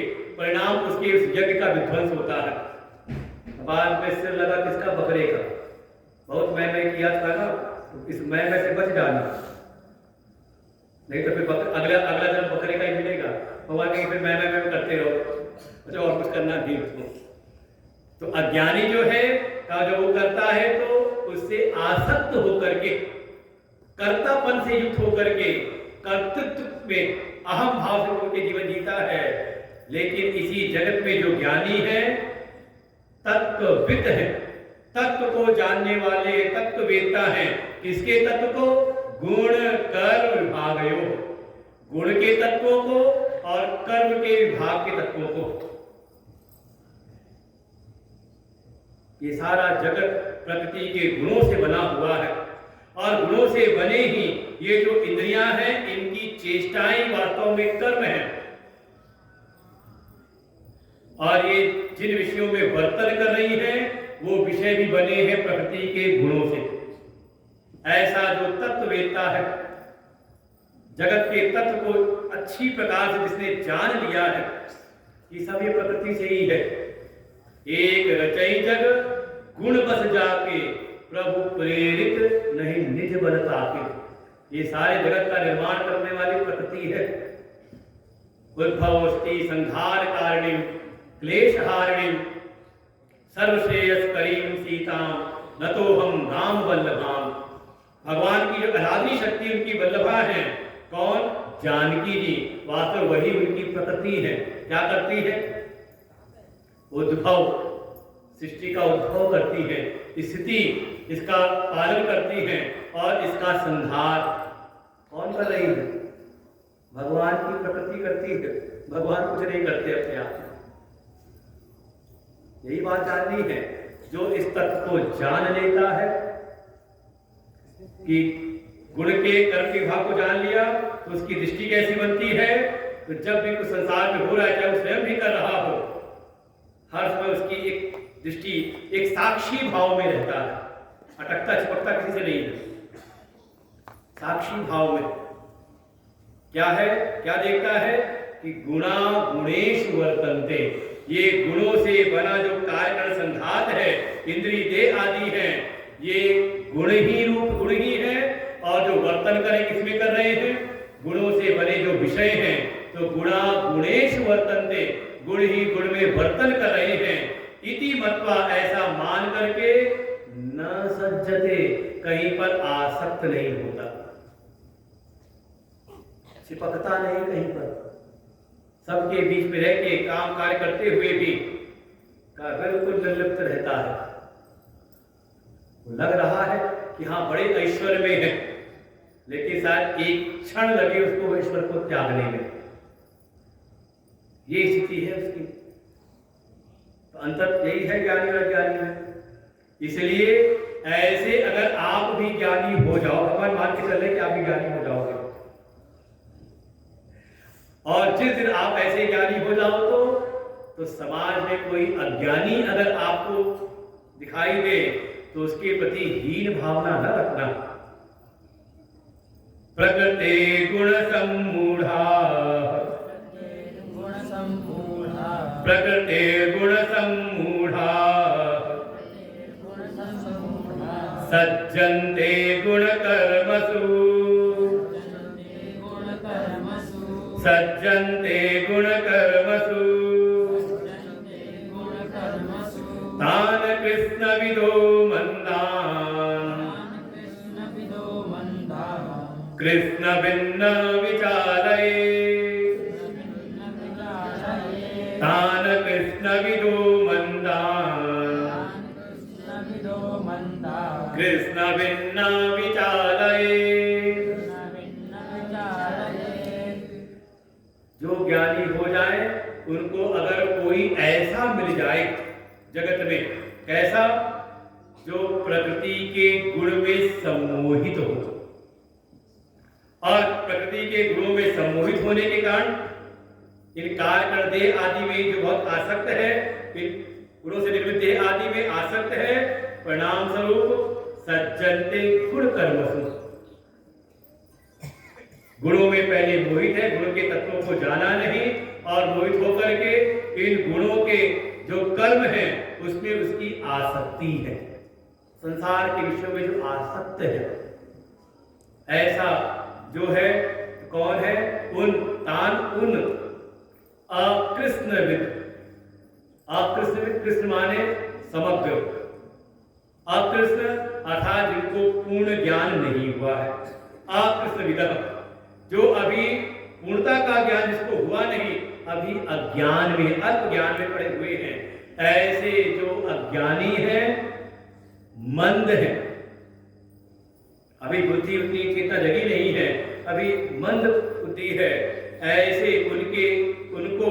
उनके बीच में जब ये ज्ञानी जाए, कौन, कृष्णविद, जिनको पूर्णता का ज्ञान हो चुका है, समग्र का ज्ञान जिनको हो चुका है, ऐसे जो विद्वान है जब उनके बीच में जाएं तो उनको विचलित ना करें। वही है लोक संग्रह के लिए, उनके जैसे आप हो विद्वान, लेकिन सामने कोई ना समझ आया तो तरीका है कि उनके स्तर पर जाकर के उनको हम सिखाएं। ये हमें तक प्राइमरी के जो अध्यापक होंगे उनका तो यही कार्य है। बिल्कुल बच्चे किसी की भी जाकर समझाना पड़ता है। आप भले पीएचडी करके आए हो और बच्चे के प्राइमरी स्कूल में जाओ और पीएचडी के सिद्धांत कर दो उसको, तो जो यथार्थ है, सूर्य का ना उदय होता है ना अस्त होता है, बच्चे को समझाओ जाकर के क्या समझाएंगे, हाँ बेटा पूर्व दिशा से उदय होता है, पश्चिम में अस्त होता है, शुरुआत ऐसे करेंगे ना। क्यों? क्योंकि अभी जो सामने है उसमें वो पात्रता नहीं है कि जो न भी दिखाई दे उसका भी अनुमान कर ले। इसलिए जो ज्ञानी हो जाए थोड़ा धैर्य रखें, सीधे सब तुरंत ज्ञान देना ना शुरू कर दें। भगवान भी कह रहे लाइट काट दो, टाइम पूरा हो गया। ज्यादा ज्ञानी ना हो जाए ना। श्री राम जय राम जय जय राम, श्री राम जय राम जय जय राम, श्री राम जय राम जय जय राम, श्री राम जय राम जय जय राम, श्री राम जय राम जय जय राम, श्री राम जय राम जय जय राम, श्री राम जय राम जय जय राम, श्री राम जय राम जय जय राम, श्री राम जय राम जय जय राम, श्री राम जय राम जय जय राम, श्री राम जय राम जय जय राम,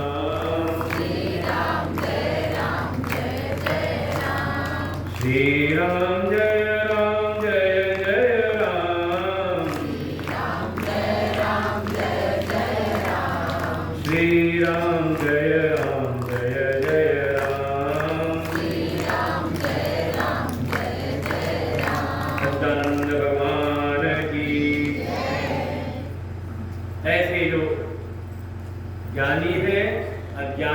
मध्य जाकर के उनको विचलित ना करें, बल्कि उनके बीच में रहते हुए उनके जैसे ही, वो तो है आसक्त, लेकिन आप अनासक्त होकर के उन्हीं कर्मों को करके उनको धीरे धीरे आगे बढ़ाएंगे। कथम पुनः कर्मणि नित्येन, और अगर ज्ञानी नहीं हुए हैं तो क्या करना है? अगर एक स्थिति ज्ञानी नहीं, अभी गुण कर्म के भाग को तत्व से जाना नहीं, अभी कर्म और कर्मों में हमारी स्वयं की आसक्ति है, तो भगवान अब निगमन को संहार करते हैं तीसरे अध्याय का। तो जो आपने 8वें 9वें श्लोक में पढ़ा था कर्मयोग का सिद्धांत, फिर उसका समावेश किया था 19वें श्लोक में, और इन सब को एक साथ जोड़ देते हैं। मयि सर्वाणि कर्माणि, मयि सर्वाणि कर्माणि, सन्न्यस्याध्यात्मचेतसा, सन्न्यस्याध्यात्मचेतसा, निराशीर्निर्ममो भूत्वा, युद्धस्व विगतज्वरः, निराशीर्निर्ममो भूत्वा,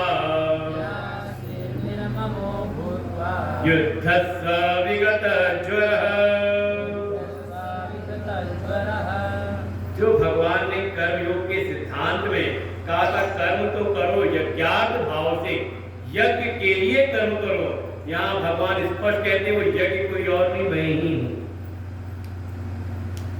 इसे कह रहे हैं सर्वाणि कर्माणि मयि सन्न्यस्य, अपने समस्त कर्मों को मुझ में ही समर्पित कर दो। बस चित्त को बना के रखो आध्यात्मिक, अध्यात्म चेतसा, स्थूल बुद्धि स्थूल चित्त ना रहे, अध्यात्म चेतसा। अर्थात मई कहने के तात्पर्य वासुदेव श्री कृष्ण ही नहीं, बल्कि जो परमेश्वर स्वरूप है, जो सर्वज्ञ है, सर्वगत है, बल्कि जो सर्व आत्मा रूप है, उसके लिए अपने समस्त कर्मों को हम संन्यास्य करें, त्याग करें। जीवन में कर्म है तो अपने लिए नहीं है, बल्कि किस लिए है? भगवान की सेवा के रूप में है। अपने व्यष्टि संकल्पों में को भगवत संकल्पों में पूर्णतया समर्पित कर दे। इसी का नाम है सर्व कर्माणि सन्न्यस्य। और ये घटित तभी होगा जब आप अपने आप को भक्त स्वीकार कर लोगे, और वो भक्त घंटे 2 घंटे वाला ना हो। भक्त को कितनी देर भक्त रहना चाहिए? 1 घंटे सुबह जब पूजा के लिए बैठे हैं, 1 घंटे शाम को मौका मिल जाए तो कितनी देर के लिए भक्त होना चाहिए? जितनी देर मंदिर में है, और मंदिर के बाहर आए तो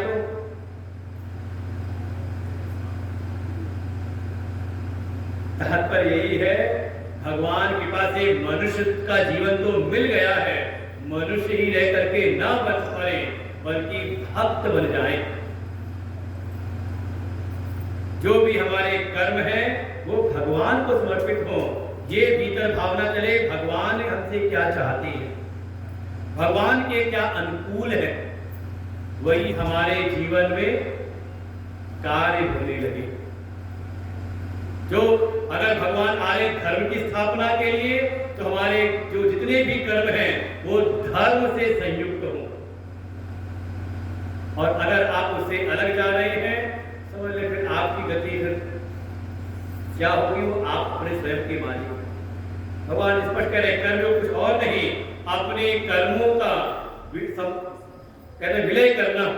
इसके लिए कहा श्रेष्ठ के लिए, परमात्मा के लिए, ईश्वरार्पितम, ईश्वर को अर्पण भाव से समस्त कर्मों को जीवन में करना। और तात्पर्य आप हर कर्म को करते हुए एक बात का विचार करें, ये कर्म आपको भगवानमुखी कर रहा है या भगवान से विमुख कर रहा है? ये तो विचार हो सकता है ना।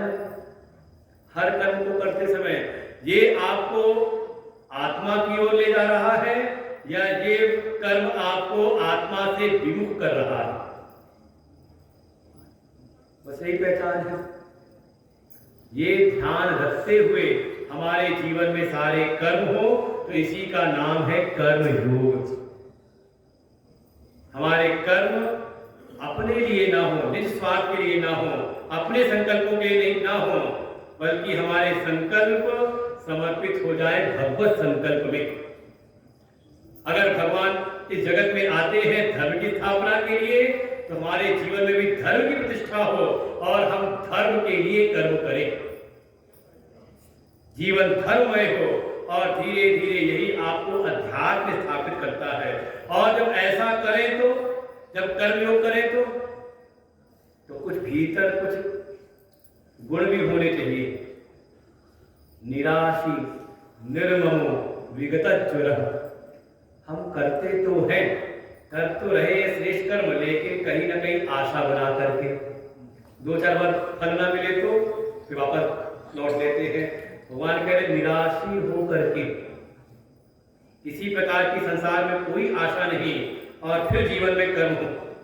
फिर निर्ममो मम भाव को किनारे करके, मैं मेरा को किनारे करके, और बुझे बुझे मन से नहीं, थोड़ा उत्साह के साथ में।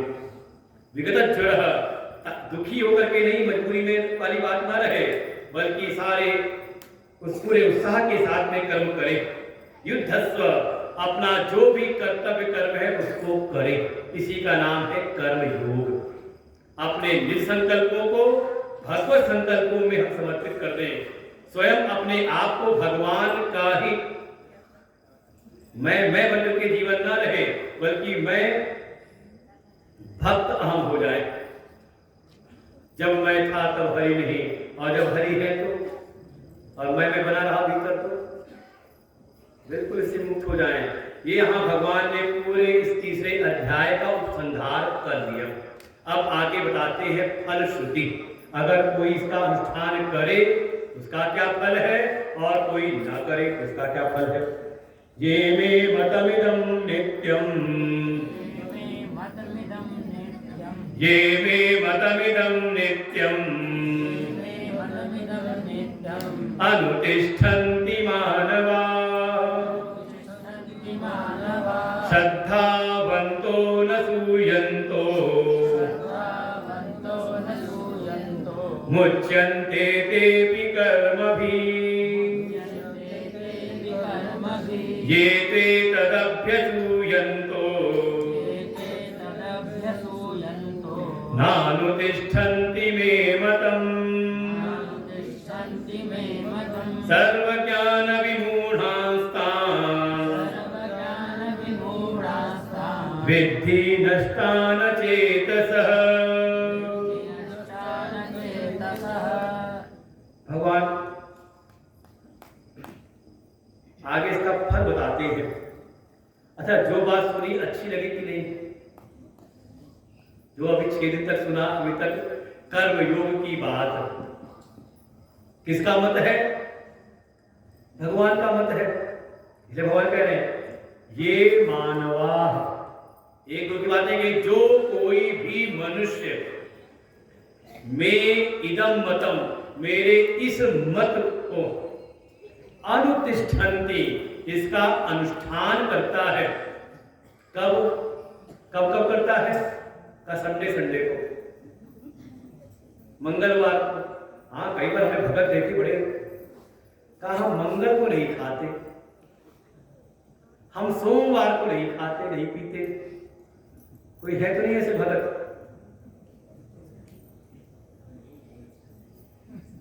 है तो नहीं? समझदार हो जाए। इनको ही कहा बगुला भगत, साफ साफ कह रहे बकासुर है। बिल्कुल स्पष्ट रूप से ये कौन सी भक्ति है? भगवान कह रहे हैं नित्यम अनुतिष्ठन्ति। ये घंटे 2 घंटे की बात नहीं है, ये हमारा जीवन ऐसा हो, तब वो भक्त है। ये कौन सी भक्ति? फिर भक्ति तो रावण भी करता था, है कोई उससे बड़ा भक्त? भक्त भी है, ज्ञानी भी है, लेकिन विषयों से विरत नहीं है, वैराग्य नहीं है, त्याग नहीं है, इसलिए श्रेष्ठ कुल में है, भक्त भी है, ज्ञानी भी है, लेकिन फिर भी उसका नाश हुआ। अगले श्लोक में है 25वें में, तान विद्धि नष्टान। सर्व ज्ञान, चाहे सभी ज्ञानों में बहुत पारंगत क्यों ना हो, लेकिन वो सभी ज्ञान उसका मूर्ता क्यों ले जाता है? नित्यम अनुतिष्ठन्ति, शर्त लगाई मेरे इस मत के को नित्य अनुष्ठान करता है। कैसे? का श्रद्धावंत, इस ज्ञान के प्रति श्रद्धावान होकर के, इसके प्रति सतत बुद्धि रखते हुए कि भगवान ने कहा है तो यही हमारे जीवन के लिए परम कल्याणकारी है। रक्षति इति विश्वास, इसमें ही मेरे जीवन की रक्षा है।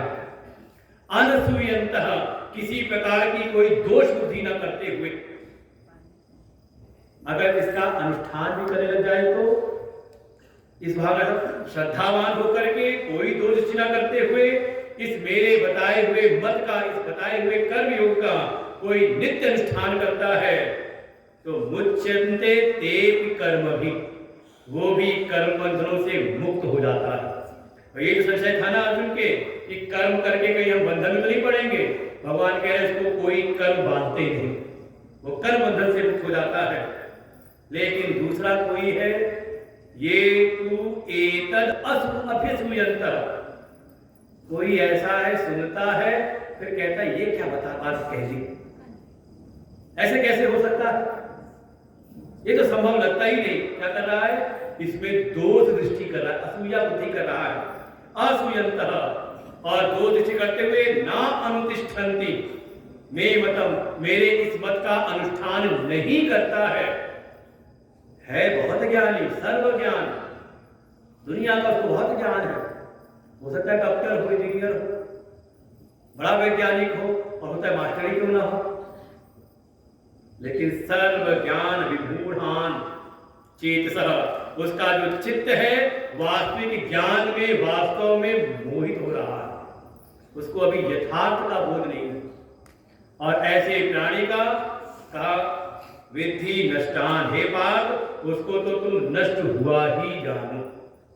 अब दृष्टांत से रावण, ज्ञान में कोई कमी नहीं, भक्ति में कोई कमी नहीं, लेकिन त्याग नहीं है, भोग की वृत्ति प्रधान है। 10 सिर है ना, दशानन, ये रामायण कुछ पात्र बड़े सुंदर पात्र हैं।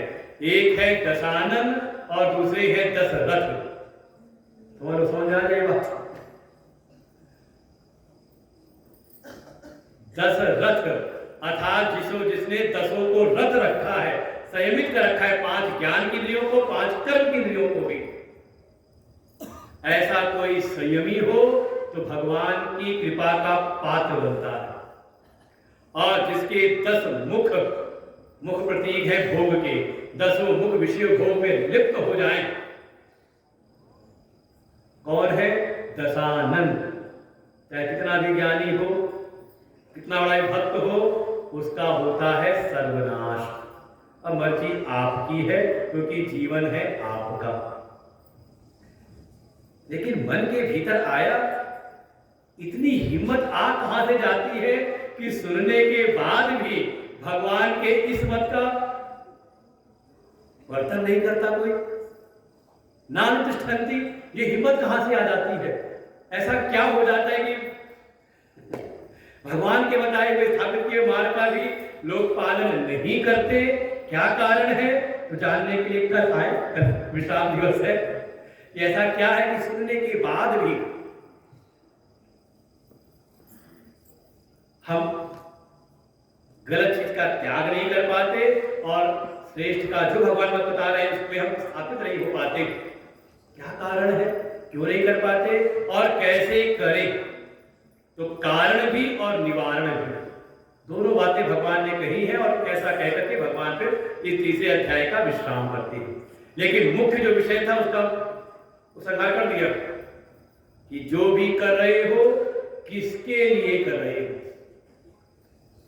और वो निर्धारित होता है कि आप क्या बन करके कर रहे हो।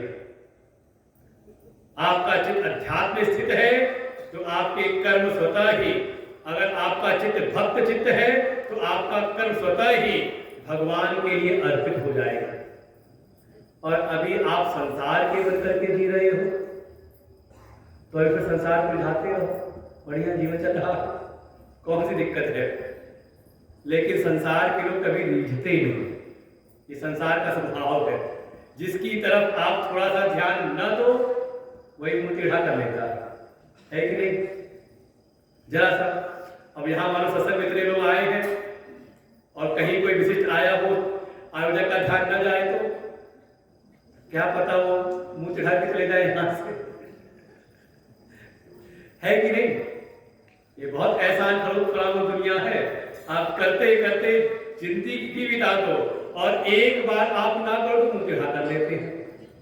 और वही परमात्मा का स्वभाव, शायद जीवन में कभी हमने कोई अच्छा कार्य न किया हो, भूले भटके भी अगर हम आ जाए भगवान की शरण में तो भगवान उसको भी स्वीकार कर लेते हैं।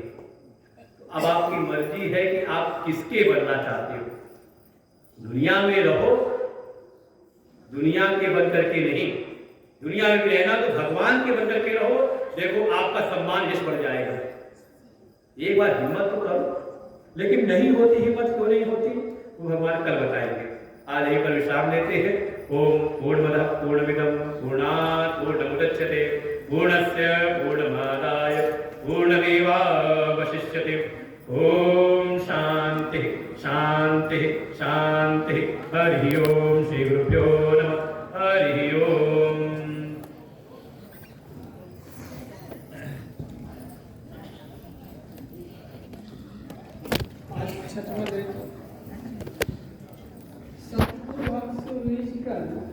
क्या था एक प्रसंग, बरसा बादल प्रेम का, भीग गया सब अंग, भीग गया सब अंग। आज कर्म योग का निरूपण गृहस्थाश्रम में उपयोग के लिए